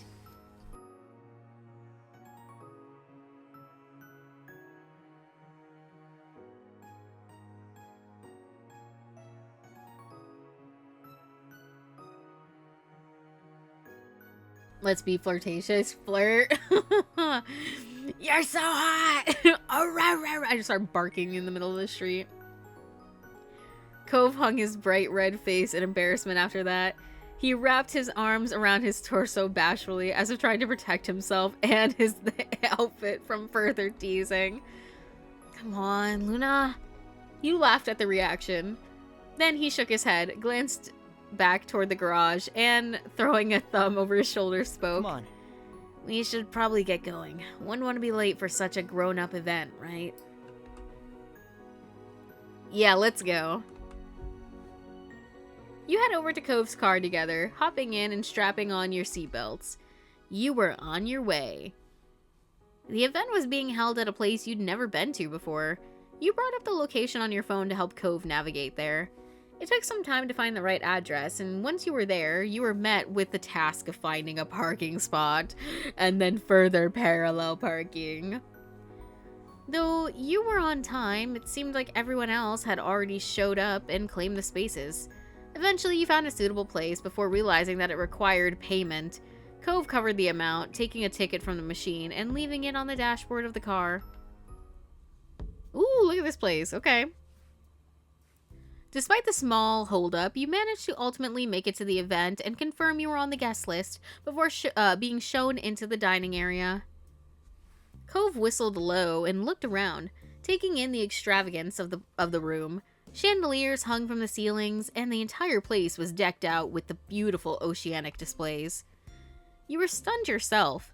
It was extremely high class, and even more so than you had already expected. It's so nice. This is the best looking event I've ever been to. It's way too frilly for me. It's so overdone, could be worse. Listen, this is the best looking event I've ever been to. Your lips parted in a wondrous smile as you took in the decorations, and the guests all dressed to the nines. Cove met your eyes with a similar look on his face, and you got the impression that he felt the same way about it all. The sounds of your names being called out echoed over the din in the room. When you looked around, you recognized a couple of the organization leaders looking your way. They approached you both in greeting, giving you a welcoming smile and a hello. Cove, Luna, we're glad to see you could make it, especially after all the hard work you've done to help make this night happen. Of course. Definitely. I wasn't gonna miss it. Hi. You say that as if we had a choice, you joked. I wouldn't miss it either. Hello, I'm thrilled to have made it. You give a soft nod. Yeah, I'm just gonna say, I'm gonna be like polite, like, hello, I'm thrilled to have made it. This place looks amazing. It's so nice to do something like this. Well, thank you for being part of the team. You're our best power couple, period! We'll check the VOD for kisses. You're our best power couple, that's for sure. You're always welcome to participate in more activities when they come up. Cove let in an awkward, breathy laugh and rubbed at the back of his neck. Good to know. Cove shrugged then, eyes darting around the place with an awkward look. So... I guess we should talk to more people. There isn't much else to do at an event like this. You found your way into groups of people who were standing around, chatting while some light music played in the background. Surfers with large silver trays were gliding between the guests, offering drinks and canapes. Cove approached various people as you wound your way through the guests. He managed broaching new conversations well. You were enjoying talking to so many different people, both guests and members of the organization alike, and found yourself enjoying the company. The sound of the microphone crackling came from the podium at the other end of the room. Someone who you assumed must be the host for the evening, asking everyone to sit down in preparation for the meal and speeches. You and Cove look for your table, finding it easily enough by the little name cards that were placed delicately beside the napkins. Shut up, phone. Stop buzzing. A few others joined you at the table, though they weren't anyone that you recognized. The host was still speaking as everyone was settling, starting off the speeches by giving a welcome to everyone attending. She went on to provide some more information about Orca, which you suppose was for the guests who weren't a part of the organization, and the purpose of the fundraiser tonight. Orca's goals, as she explained it, were to aid in the conservation and restoration of oceans and beaches. There were many people who had helped to make the group as successful as it was. When she read off a list of several volunteers who'd worked on making the event happen, Cove's name was the first one to come up. His chest puffed out in pride at that. He's like, oh my god, it's me! Oh my god. Five Nights at Freddy's, it's me. Your name then came up a little further down the list. You were smiling from ear to ear at the mention. As she continued on to thank the large donors for the event, you checked over at Cove. He was still grinning happily to himself and tapping his fingers over the tops of his knees, pretty pleased to have been mentioned by name. You laughed quietly at his reaction. You rolled your eyes. You were excited for him. You could relate to that feeling. You tried to focus on speech. I'm excited for him. He had worked so hard to make this event happen. It was the least he deserved. While the host continued speaking, multiple servers dressed in black were setting the first course of the menu in front of the guests. One of the servers set down a plate in front of you, and you thanked them quietly, before looking over the dish with interest. You recognized the dish as a simple Caesar salad. The host quickly wrapped up the end of her speech, thanking everyone once more before inviting you all to begin your meal. Anyone who had included a special dietary note when signing up for the event received a vegan or vegetarian version. There were also small baskets of bread set around the table. You ate both the salad and the bread. I'm eating the salad and the bread. Cove wolfed down his salad before munching into a breadstick, quickly devouring that as well. I told you, if not, like, you have to remember, at the end of the day, like, he is a man, and all they know is eat. Like, that's just facts. Quickly devouring that as well. I hope the next part comes out soon and is bigger. Not the facts. It's true, man. And I'm right there with you though. I get it. I get it though, because I swear the bread rolls at restaurants, they just hit different. Like, any bread at a restaurant hits different. Wow, Cove looks different. Yes, we are in step 3 and we're at a fancy event, so he's got his fancy button-up shirt on. You could hear him mumbling to himself as he reached over for another piece of bread. He glanced around the table and you followed his line of sight with curiosity, noting that everyone else was still eating the salad. Stopping his hand mid-air, he quickly pulled back and rested it on his lap without taking another breadstick after all. If my Pookie wants a fucking breadstick, I'll take it. It was clear that he was starting to feel unsure of himself, and he looked a little out of place here. He folded his arms and turned away from them to you. Hey, did you like the salad? I mean, it was a salad. It was really good. It was small. It was alright. It was pretty bad. You simply shrugged. It was good. It was a good salad. I can't wait to see what else they serve. His gaze remained purposefully tunneled on you, as if he was trying not to even think about what the rest of the table might be doing. You gave Cove a pat on the hand. You made silly faces at the other guests while they weren't looking. You picked up a breadstick and gave it to Cove. You discreetly flipped off the other. Listen, if my baby wants a breadstick, he's getting a breadstick. It's okay. Oh, thank you. Cove spoke gently as he took the bread from your hand, looking choked up by your reassurance. If you want that damn breadstick, you better eat that bread. Period. But also, hello, Ultra. I forgot to say hello. He munched away on it happily, seeming much more at ease. It wasn't much longer until the main course was arriving, and the various chicken, steak, and veggie dishes were being served throughout the room. An array of scents wafted through the room, making your mouth water. You choose the chicken, you choose a steak, you went with a vegan meal, you went with a vegetarian meal. I'm choosing chicken because I'm kind of picky on my steak. I don't really like it very rare. I like it like kind of well done, but not like a little bit of pink is fine, but like not a lot. You know what I mean? So I'm just gonna go with chicken. A plate of perfectly roasted chicken and vegetables, the vegetables of which I will not be eating. I'll be like, here, Kobe, you want these? Were set in front of you with a delectable pale gravy. Cove had gone for the steak, of course he did. And once he started to dig in, he was completely absorbed by his meal. You're gonna choke if you keep inhaling food like, listen. I'm gonna let him do whatever he wants. I really don't care. Hi, I hope your days are going well. They're going pretty okay, I would say. I mean, you know, they could be better, but they also could be worse, too. So, you know, beggars can't be choosers. And I'm the beggar. I hope yours are going, well, better than mine. If not, at least good enough.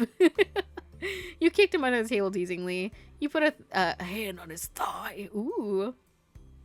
I'm gonna touch him. You couldn't resist a little teasing while he was distracted. Your arm reached forward out of view of everyone else, hidden by the heavy tablecloth. Like, okay, get sassy.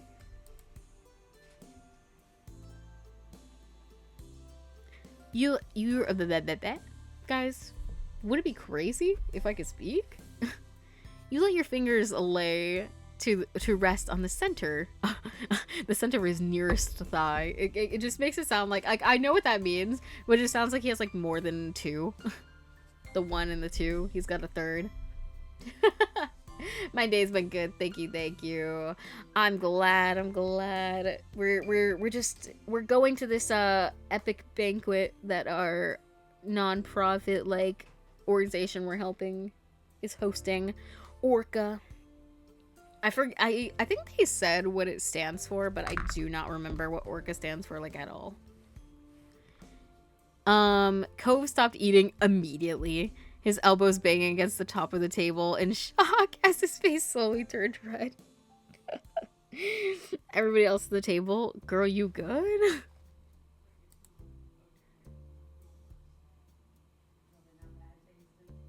The tableware next to him rattled from the impact. When it settled down, he spoke creakily without moving to face you directly. Yes. Nothing. Is something the matter? His flustered frown deepened. That's... Luna, you should probably... Ko's voice trailed off quietly, and you got the impression he was about to ask you to stop, but he didn't really want you to. He's like, damn it! I've been banned from Dave & Buster's. Because it's like, I don't want to say no, but also, we're in public.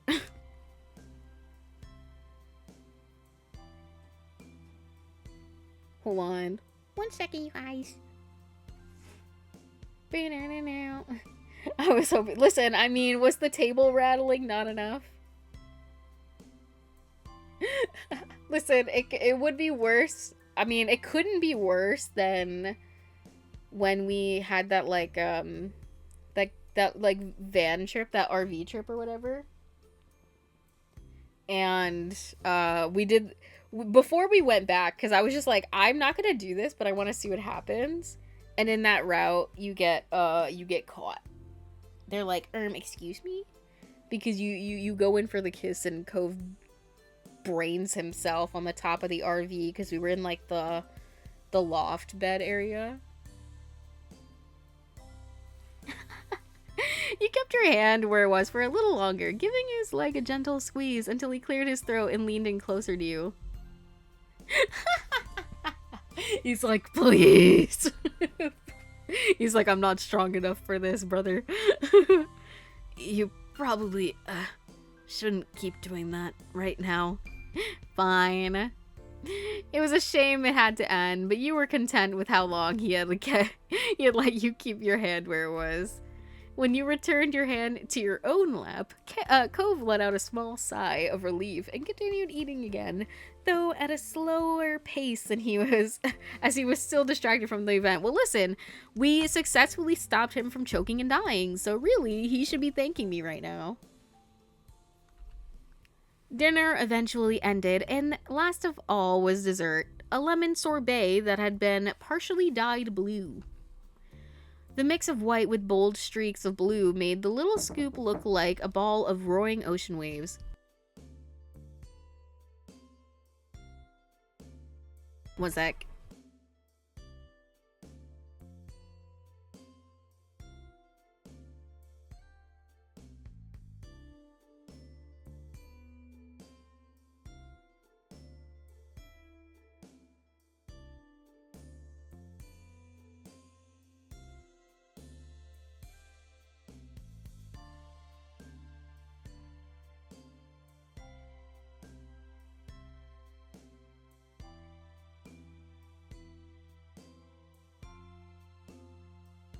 The effect was very pretty, but the serving size was small. Perhaps it was the price to pay for artistry. You turn to... Sorry, my sister was talking to me. You turn to Code to find him pouting a little at the sight of it. He's like, what the fuck is this shit, bro? He's like, what the fuck is this? I want real food, not this baby size shit.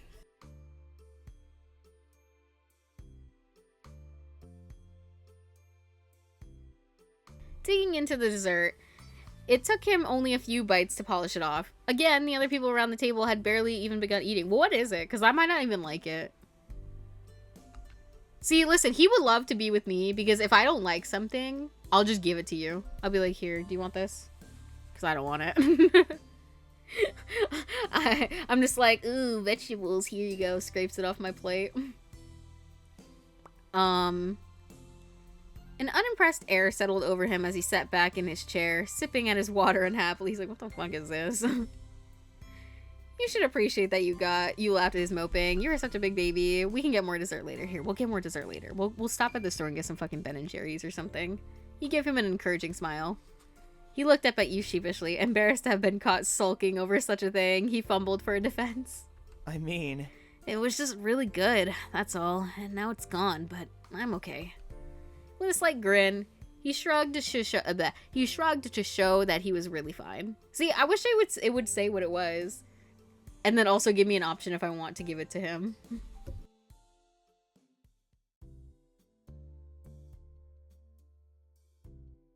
Would you like a bite of mine? Do you want my dessert? What is it though? Because what if I want some?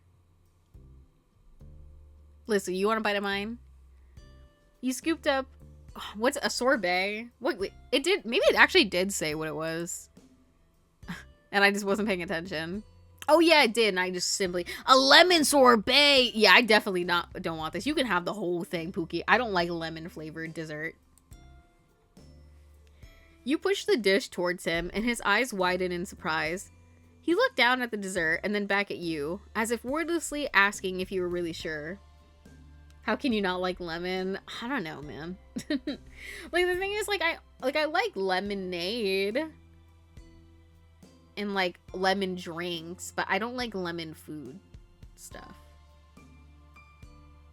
The only reason why I wanted to, like, give him a bite is because I would have fed him. Listen, I want to see both. This is what I wanted to see, just because I feel like I'm gonna, like, you know, feed him, and that's cute. But also, I think I'm just gonna, in my version of canon, I'm just gonna give it to him because I would never eat a lemon sorbet. Actually, let me look up lemon sorbet.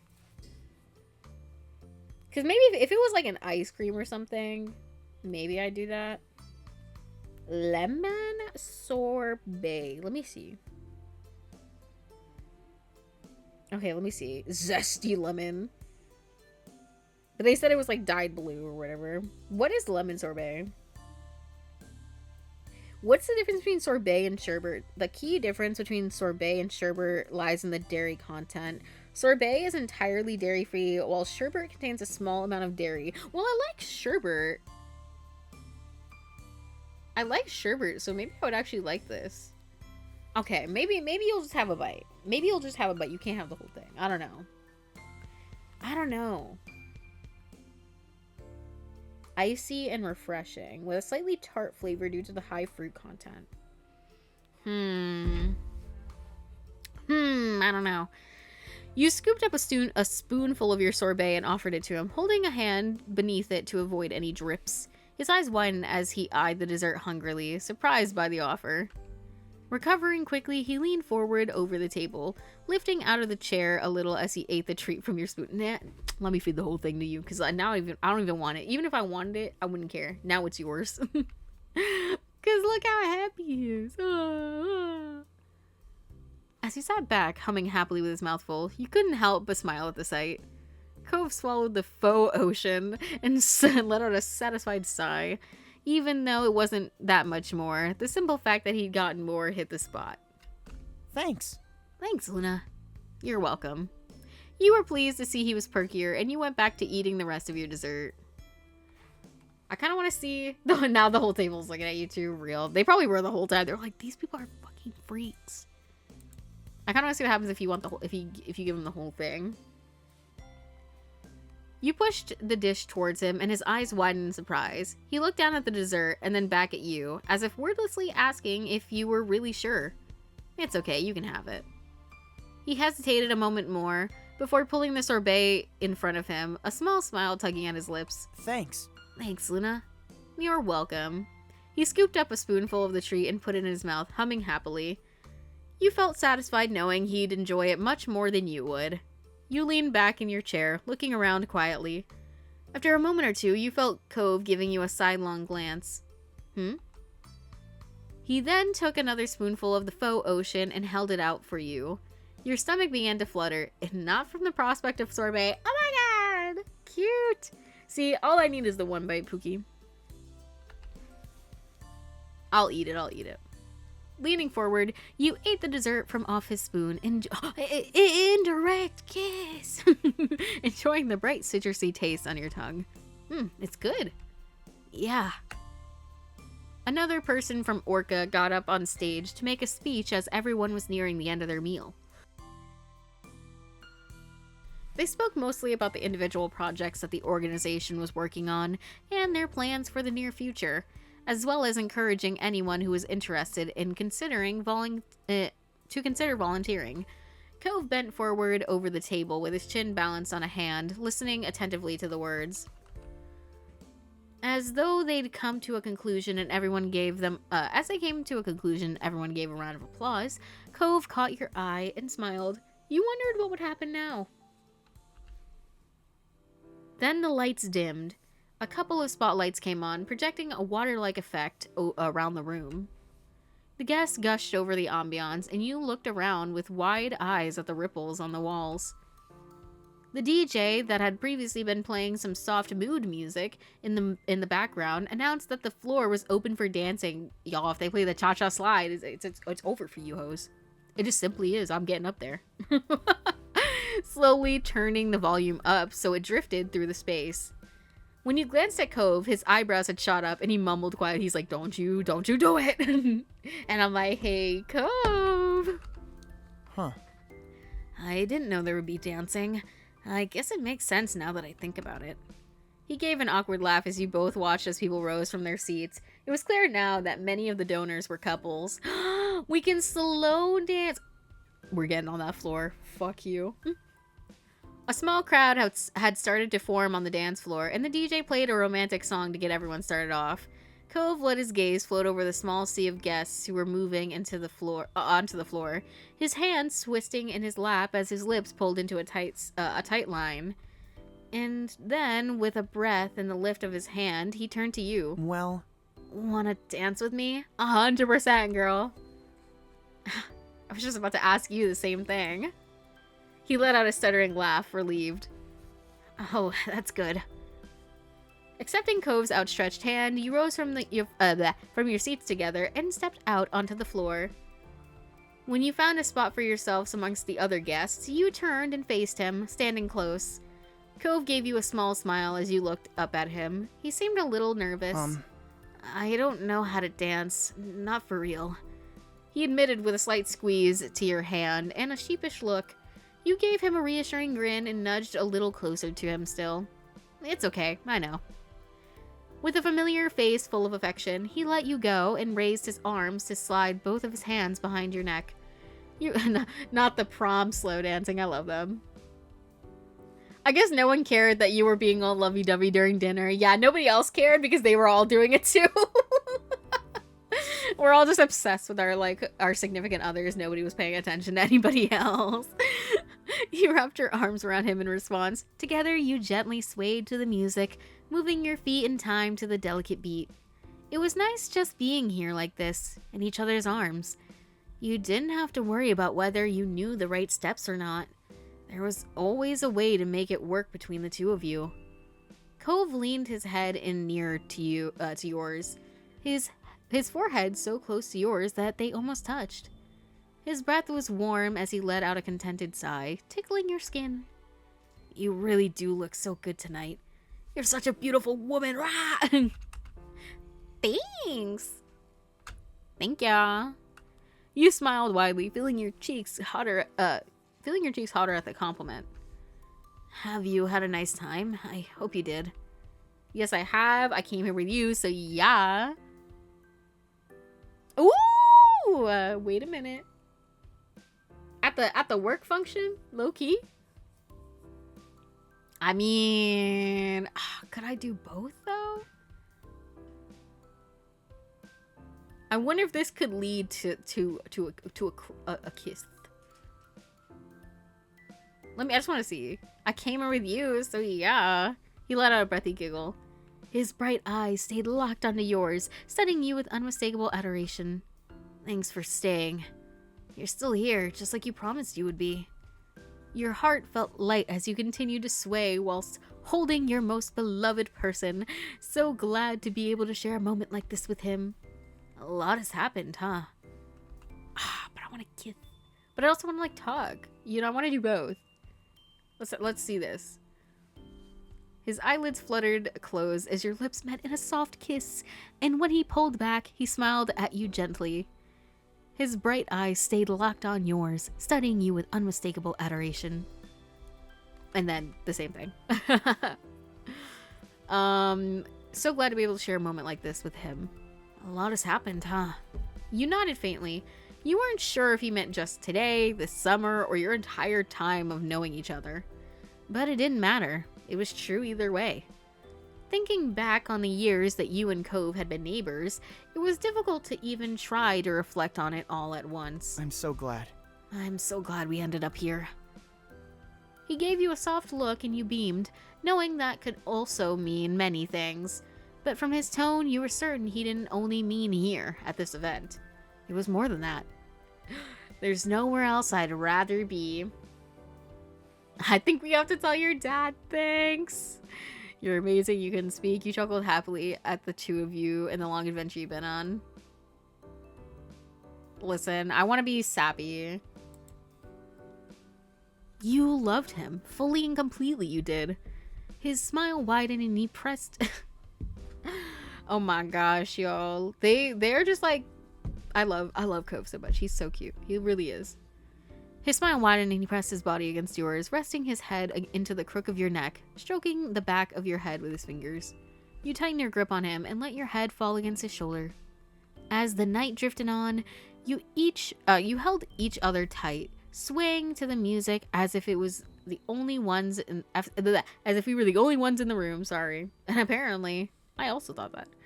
Cove was sweet the entire time, his warmth brushing against your skin as he whispered words of affection in your ear. He was extremely good at making you feel special. You couldn't have hidden your blissful smile even if you wanted to. The party eventually started to wind down, and at last it came to an end. When the main lights turned on, you blinked against the brightness of them, making sure you still had Cove in your sights. One final speaker came up to the podium on the stage, thanking all the guests for coming and wishing everyone a good night. It was bittersweet to see it come to a close. Your time with Cove here was precious. At least the memories could be brought with you. Giving the space one more look, you walked together with Cove out to the parking lot. Wow, a nice parking lot. Actually, is this the same? No. Is it? I can't tell if this is the same parking lot as when we went to that crepe place. And this is just like the parking lot picture or not. Or if this is a different parking lot to that one. I couldn't tell you. It looks the same. That's what I was thinking. I was trying to remember what it looked like. Because last time we saw it, it was like in the day. So the guests were doing the same. So you got stuck in a bit of a crowd. Though Cove was so tall you could always see him. And it was easy enough to not get separated.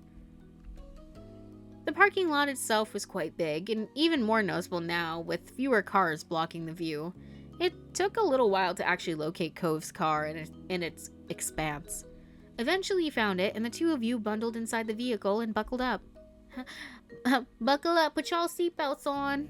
Psh, YOLO. We told her to buckle up. The trip home was quiet, and you both silently reflected back on the experience.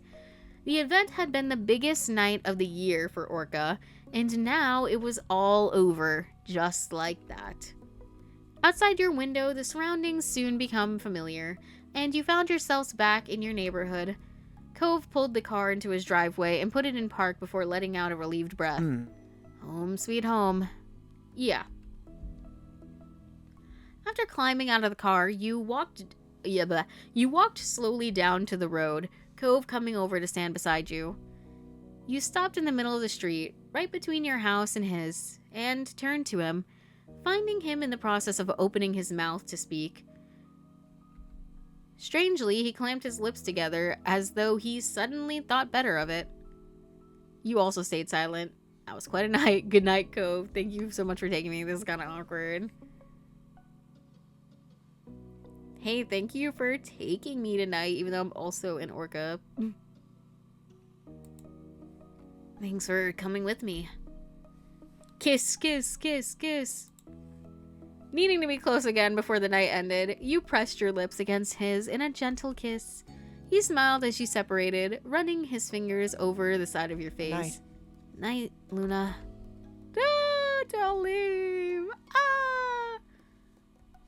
With a last wispy smile, he left towards his front door. Figuring you shouldn't linger in the street for much longer, you crossed the remainder of the road and did the same.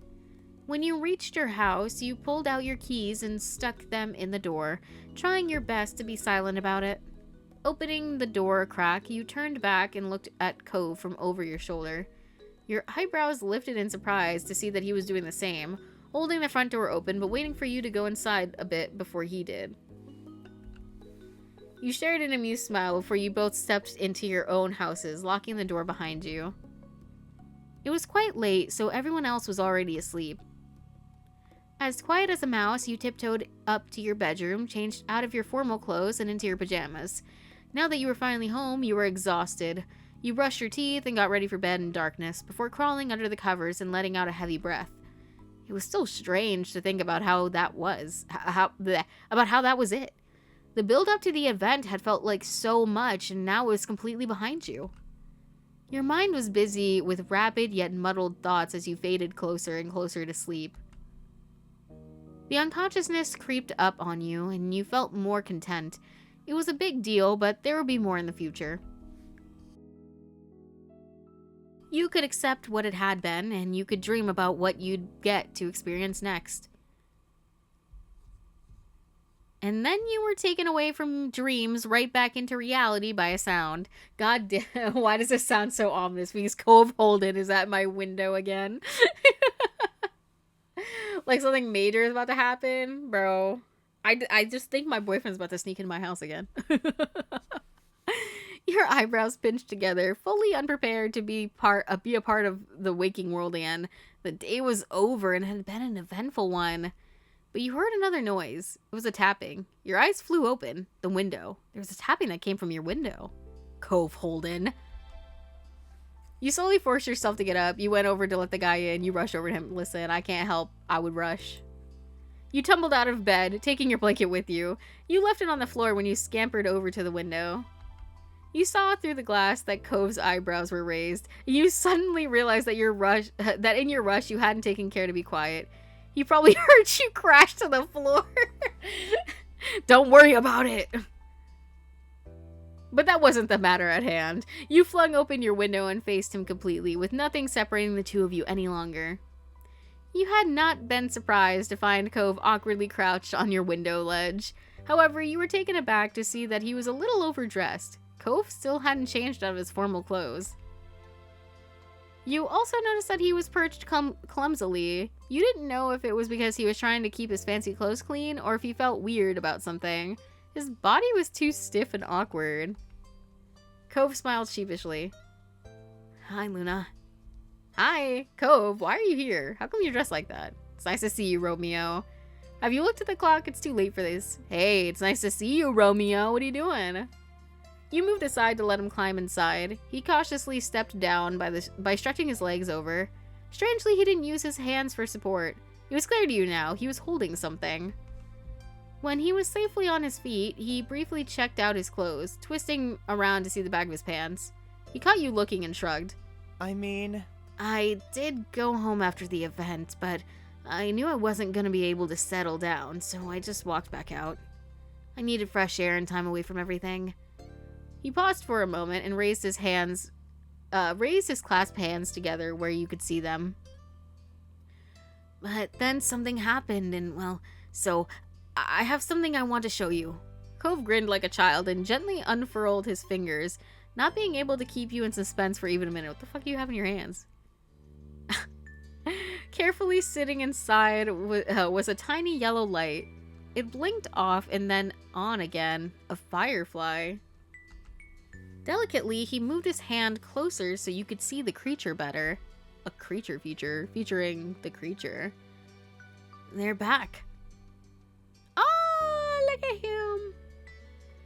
He closed his eyes, his smile now faintly illuminated by his insect companion. I'm dead. He's so fucking cute. I remember the first time I caught one. I always will. I could barely manage anything because of that neon pink cast I was stuck in all summer. You were stunned by what was happening, but couldn't help snickering when Cove did. It was thanks to you that I finally held a firework in my... Firework? Firefly! In my own hand. I was happy too. Honestly, I didn't think I'd see them this year.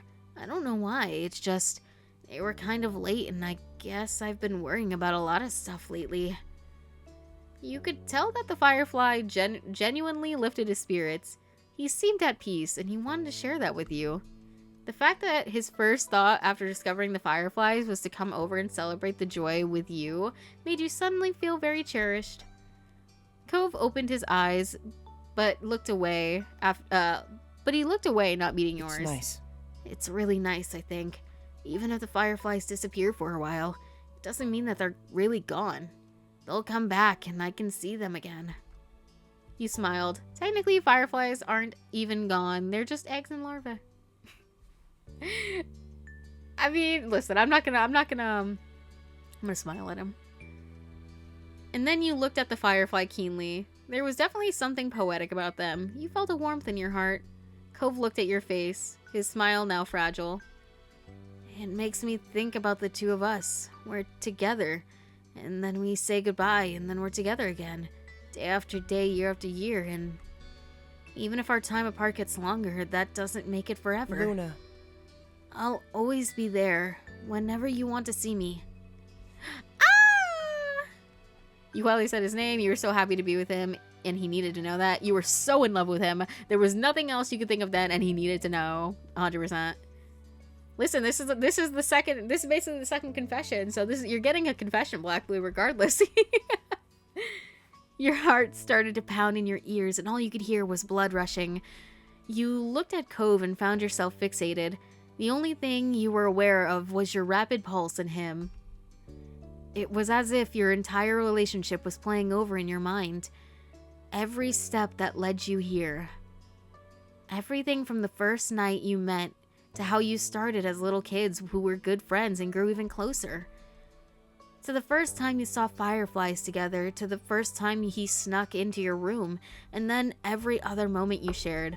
All of it came back to you. Cove's expression had turned curious as you left him waiting, wordless. He tilted his head in question. His lips parted to speak, but you went first. I love you! I'm in love with you. I love you, Cove. I love you so much. Oh, how should we say it? What do you guys think? What's the best way to do this?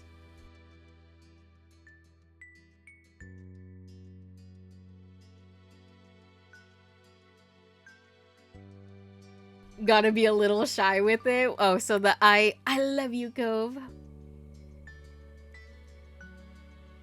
Yeah, I feel like that one is good, or I don't know, I'm also stuck between like the I love you so much or like I'm in love with you. Oh my god. Hydro, better late than never, pal. We're about to confess our love. I mean, like, not like it really matters, I don't think, but let's do this one. The exclamation point on this is a little too eager for me. I think I'm gonna go with this one. Right? Okay, me too. Yeah, the only reason I don't like the second one is because the exclamation mark. Me too. I know you're good, I was kidding. But yeah. With your confession, the world stopped for a second. Cove froze. Then, as if your words had turned a faucet, tears began to fall down Cove's cheeks. He silently mouthed something, but you couldn't make out a word. Cove? You stepped closer and closer, removing the distance between the two of you. Listen, be careful, because I really don't want a firefly just, like, flying around my fucking room.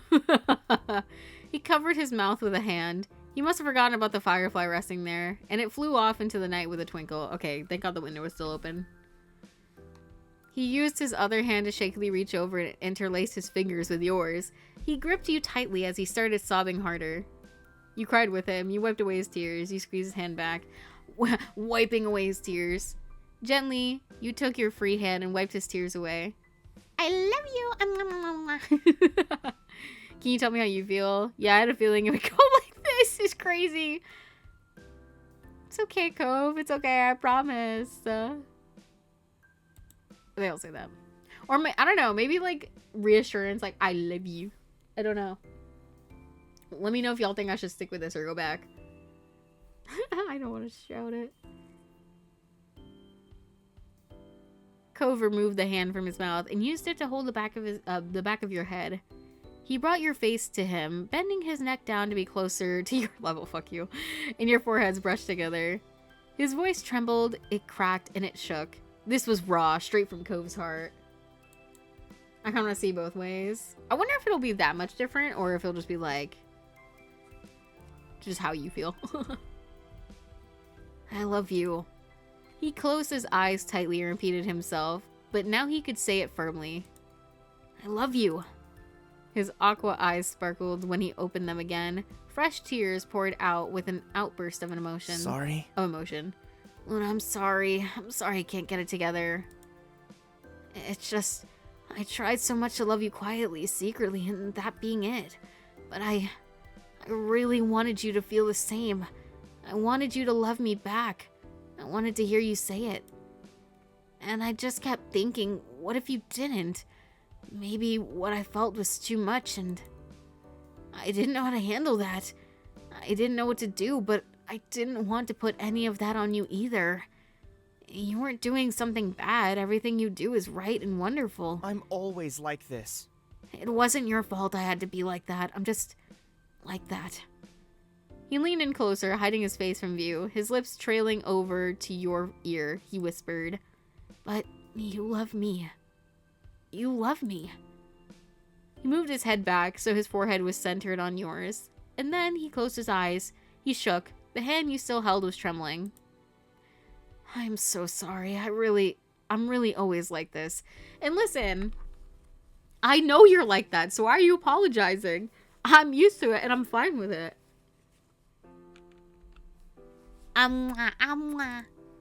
You pulled him into you, kissing his lips. He returned it desperately.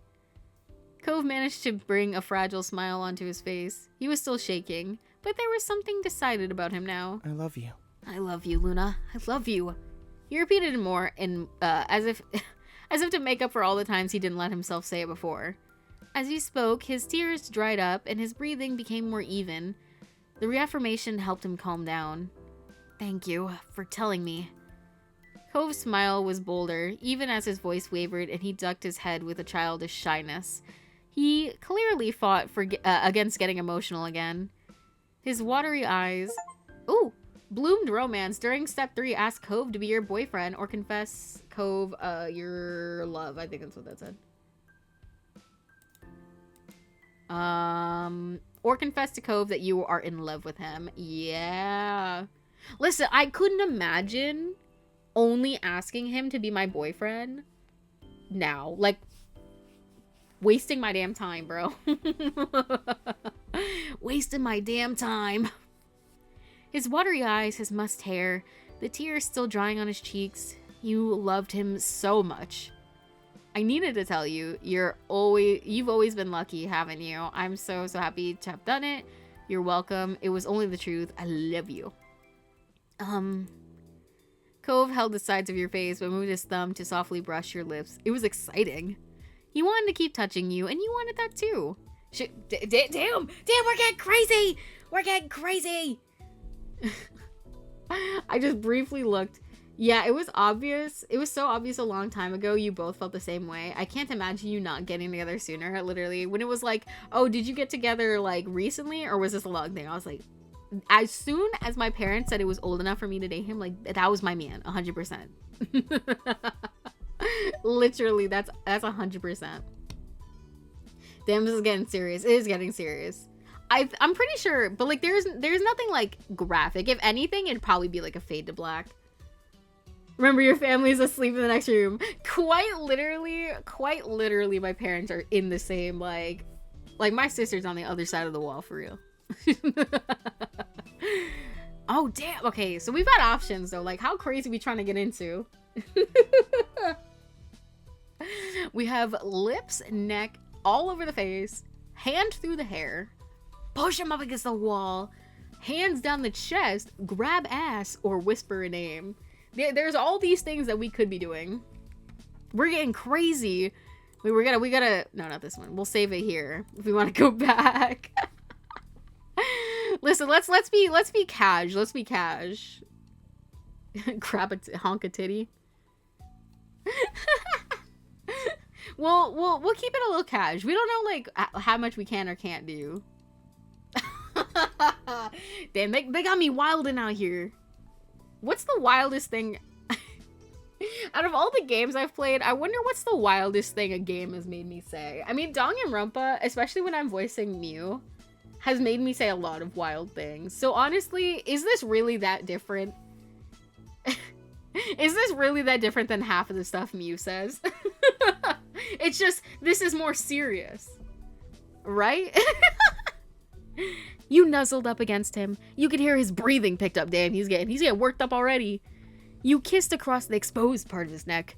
He made a quick gasp and let it out as a long sigh. Where's the nuzzle on your neck, you wacky Mew? Stop, don't bring up the... What's funny is I'm pretty sure multiple times I've sung that song while doing like the ooh-woo voice. Like when I first started doing the ooh-woo voice, I was like, I would give like a few lines as a treat. I don't do that anymore though. You gotta pay me for that. No, I'm kidding. Like I said, I've said worse things. While you busied yourself over his neck, he reached down to stroke your thighs. Slow, hey, chill out. This is Twitch. They're about to ban me. Listen, I could not do this. I could not do this in my house. I could simply not. I would die. I would die because I would just remember. I'd be like, bro, my sister's over there. My parents are over there. And then I would simply, like, the mood be gone, bro. The mood be gone. I'd be like, oh, wait a minute. Chill. Damn! So we can get frisky. We can get frisky on a Friday night. I'm sorry, what day is it? Saturday night. How much more do we do? I don't want to be wildin' for anybody. Let's just do cash face.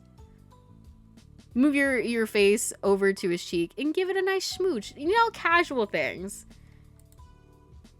You smiled and then planted another on the tip of his nose. You kissed across his forehead and moved on to gently brush your lips against his eyelids. And then I eat his eyelids. What? Who said that? And then the corners of his mouth. He made small please noises and wrapped his arms around your lower back. I wish I could read. Holy shit, bro. He pressed himself even closer against you. Dang. Satisfied? Listen. We're satisfied. We're not going crazy. We're satisfied. You took a step back from him and tried to settle your pounding heart. My promiscuous heart, more like it. Also, this pizza has been sitting next to me since my sister brought it to me like ages ago, and I just keep looking over at it like, God, I want to eat this so bad. Like, Cove, love you, babe, but like this pizza's calling my name. As soon as this step is over, we done. Your pulse, your breath, Cove. It took a few deep breaths to focus again. He did the same, leaning his head back and covering his eyes with one hand. He was as red as could be expected, like literal tomato. Definitely bashful, fully tomato. But honestly, he looked plenty pleased. You couldn't help thinking about how happy you were to be with him, how you were certain you wanted to spend your life with him, and you told him as much. I'm telling him. Congratulatory after freaky pizza. Real. Lol. If we got to spend our whole... I hope we get to spend our whole lives together. Cove's expression crumpled again. He's like, I'm not emotionally stable enough for you to be saying sappy sentiments like this. Cove's expression crumpled again. He wasn't able to tamp down the newest wave of emotion. His eyes watered once more, and he took a few heavy breaths. I hope so too. We could be together, always. Have a place of our own. And also a pet. I want a cat. And a kid, and kids, and also pets, and also a pet. Just the two of us. No, I want 2 cats. Don't you think so? Listen, I don't want no fucking kids. I want my cats to be my children, and that's that. Cause I damn well am not getting pregnant. Yuck. He laughed brightly. Of course. Of course, pets too. You think I'd leave Big Man with Dad? Yeah, Big Man! My fish. For some reason, I can't imagine Cove as a dad. Why do you think that? You felt warm being able to talk about this openly. You like to imagine the life you could have together, and now you could do it with him. He rubbed at his scarred arm bashfully. You know, I thought about having to grow up for real was going to be so hard. I didn't know if I even could, but you... Well, maybe it won't be that impossible. So... Big Man, my fishy.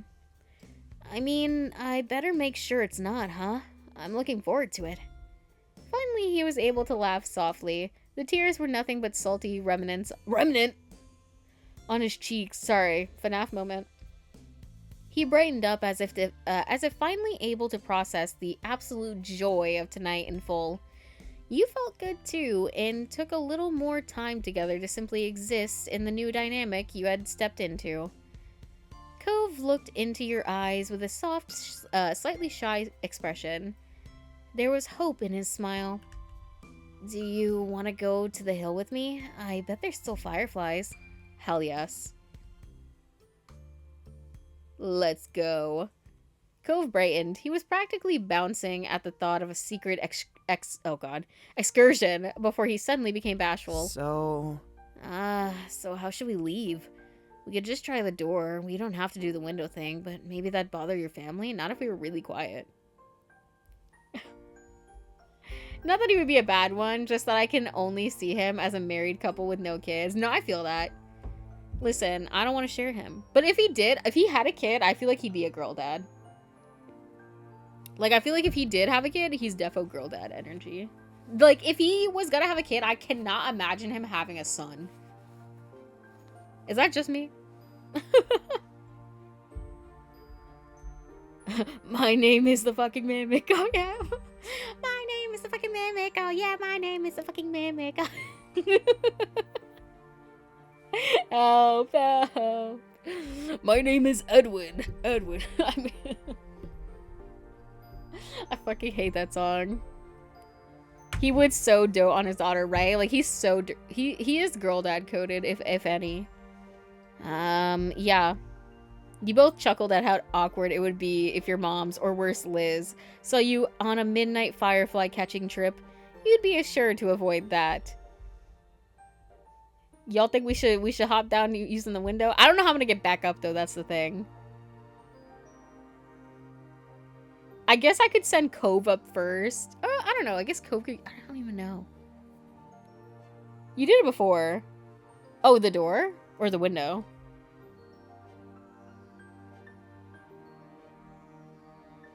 Oh, yeah, getting in. I could just say that we just got home. Oh, the window? Did we? No, but that was like the ground window. If you're talking about when we were kids and we snuck out, like, away from Shiloh when, like, Shiloh was gonna come over, I'm pretty sure that was on the ground floor. I think the first day of school, yeah, and the last... Did we? Maybe we did. Alright, I guess in this AU, I can scale fucking buildings. Let's go through the window. Cove nodded in understanding. You grabbed some shoes and readied yourself for an adventure. He snuck up there and got you to come out. Did he? I literally, I swear to God, I don't fucking remember shit these days. Anyways. But yeah, you know what? In theory, we'll just say that I have that ability. You grabbed some shoes and readied yourself for an adventure. You were glad there was no way, that there was no way you'd run into another soul outside. Cove would be way overdressed, and you were still in your jammies. You let Cove go first. He stepped back onto the ledge as you carefully followed. Yeah, I can't remember either. That's the issue. So I'll be like, you know, you might just be fucking right. I don't know. Yeah, you let Cove go first. He stepped back on the ledge as you carefully followed. He shuffled along, and soon you reached the garage. You planned to use the fence from there to reach the ground. Cove climbed down to the fence. He wobbled once, but made it without an issue. He leaned against the fence, projected hushed words up to where you were waiting. Are you okay? Do you want help? Yeah, sure. You got to the edge and let Cove spot your descent. He grabbed you halfway down and brought you to rest firmly on the ground. Dude, the fucking fireflies are going crazy again. Cove gave you an encouraging smile, but neither of you risked speaking yet. You briskly snuck behind the house and up to the old white poppy hill. And Cove was right. The entire hill was lit up, insects twinkling here and there with their pale yellow light. Cove let out a contented sigh, finally able to relax in full. He strode further up the hill to better enjoy the view. You walked along as well, letting yourself be surrounded by the twinkling display. Then, without warning, Cove plopped onto his back. He paid no mind to smacking his formal attire in the grass, bro. The grass stains, please. He put an arm under his head and stretched the rest of his limbs out. He was clearly getting quite comfortable in the dirt there. You kept standing, you sat down, you laid down the grass. Did he say he laid or he sat? I guess I'm laying too. I definitely would not lay in my bed in these clothes though. You sat down first, then fell back. You could see the stars when you looked up at the night sky. Then you snuggled against Cove, then you wrapped an arm around Cove. You enjoyed your space.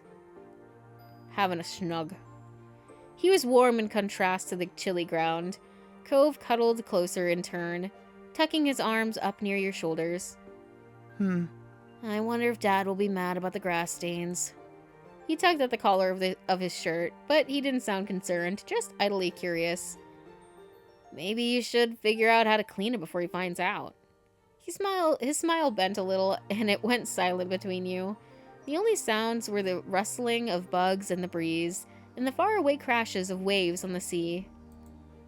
You couldn't help but reflect on what happened only a brief time earlier. Between this and your room, this almost felt like a different world. Was it even real? What happened between you two?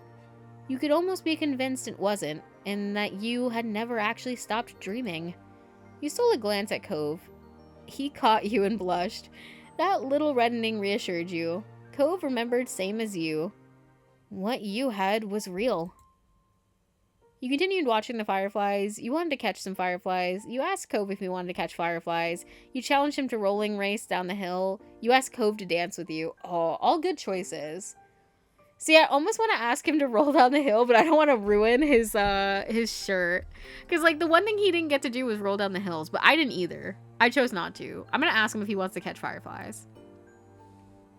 We should catch fireflies, don't you think? Cove turned his head towards you with a bent grin. I think that sounds like a plan. Listen, we already danced tonight. We don't need to dance more. We need to catch fireflies. You smiled at each other, and Cove rolled his fancy sleeves up. Then he clambered up to his feet, full of bug-catching enthusiasm. I mean, to be fair, when we did this as kids, he wasn't able to, like, catch them by himself because he had his freaking cast on. You got up and brushed off your clothes. A pesky blade of grass tried to stay stuck to your back. With simultaneous nods of your heads, You both ran around the hill trying to take hold of the flying creatures. Every so often, one of you would succeed. Like the children you once were, you would race over to the other to show off your catch. What had actually changed? The fireflies were as bright as ever, and you laughed together the entire time. The hour grew late, and the fireflies mostly dispersed, until only a few stragglers remained. Then, even they blinked out of sight, leaving you alone with Cove and your thoughts. That's not true. The fireflies are still here. Cove stole a Cove stole a second release. Oh my god. My issue is, like, I don't know why I do this, but I'll skip, like, either sentences forward, backwards, or, like, up and down. I think I've said this before. But, like, I literally just skipped and went diagonal. Not even just below Cove. I literally went Cove, and then I just, like, my brain went diagonal to quiet for some reason. I don't even know. Cove stole a second to release the words that had been filling his head during the quiet. I love you, Luna. You felt a great deal of happiness. Cove's expression was completely open, honest, and full of sincerity. He meant every word. He truly loved you. No matter how much it didn't seem real yet, it was. It felt as though this was a night that would never end, but you knew it would have to. All too soon. You were only grateful to have been a part of it. These were moments to truly treasure. You'd never let yourself forget them. Ooh, that is our life for today. We have one more regular step for step 3, or we have one more memory for step 3 left. If you do not remember, I'm going to be doing all of the DLC ones separately because, you know, I would have to go back and do step 1 and 2, like the ones that I missed there. So I'm just going to do a separate playthrough for all of the DLCs. I just want to play just the vanilla game and see if, you know, what I feel about that as like a thing. Like, did that actually satisfy me? That kind of thing. Besides the wedding, we are going to be doing the wedding. Do we have time for crab time? Yes, dear. Sure. Have your crab time. But yeah, one more and then we're done with step 3, and then we only have step 4. Like, that's scary. But I'm excited. This one was cute. I liked the little banquet. I thought was really fun. But yeah, let me go over to the menu. And here we have, wait, let me go to the, what is it, gallery? Look at this little shit. Look at him. Cute as fuck. And my man. Thank you to my man. Let me get the, I'm gonna need this for my thumbnail anyway. So let me just screenshot this right now. So I don't have to open the game later and I can be lazy. Yippee, yippee. Let me switch you guys over to the ending. Ooh, student screen. Can you? No? They don't want to. They don't. I guess I'll just manually do it. There we go. Oh, he blinks too. Yeah, the sprites and the CGs, they all blink and stuff. Let me close this fucking game. Get out of here, bitch. There we go. I forgot to do that. And let me give you some lo-fi beats instead. Oh my gosh. Crab emoji, crab emoji, crab emoji. I almost forgot about this. Sorry, Pidgey. Crab emoji, crab emoji, crab emoji, crab emoji, crab emoji, crab emoji, crab emoji, crab emoji, crab emoji, crab emoji, crab emoji, crab emoji, crab emoji. Thank you guys. I'll let this play you guys out. Good night. Hit that follow button. And until next time, take care of yourselves. And I'll see you to whatever we play tomorrow. Bye bye. Crab emoji, crab emoji, crab emoji, cricket emoji, mosquito emoji, cricket emoji, mosquito emoji, cricket emoji, mosquito emoji. Men with bunny ears emoji, crab emoji, crab emoji, crab emoji, crab emoji, crab emoji, cob emoji, crab emoji, crab emoji, crab emoji, crab emoji, triangular ruler emoji, shrimp emoji, shrimp emoji, shrimp emoji, shrimp emoji, shrimp emoji, shrimp emoji, shrimp emoji, shrimp emoji, shrimp emoji, shrimp emoji, crab emoji, shrimp emoji, lobster emoji, lobster emoji, lobster emoji, lobster emoji, lobster emoji, lobster emoji, lobster emoji, lobster emoji, crab emoji, crab emoji, crab emoji, tooth emoji, newbie symbol emoji, crab emoji, crab emoji,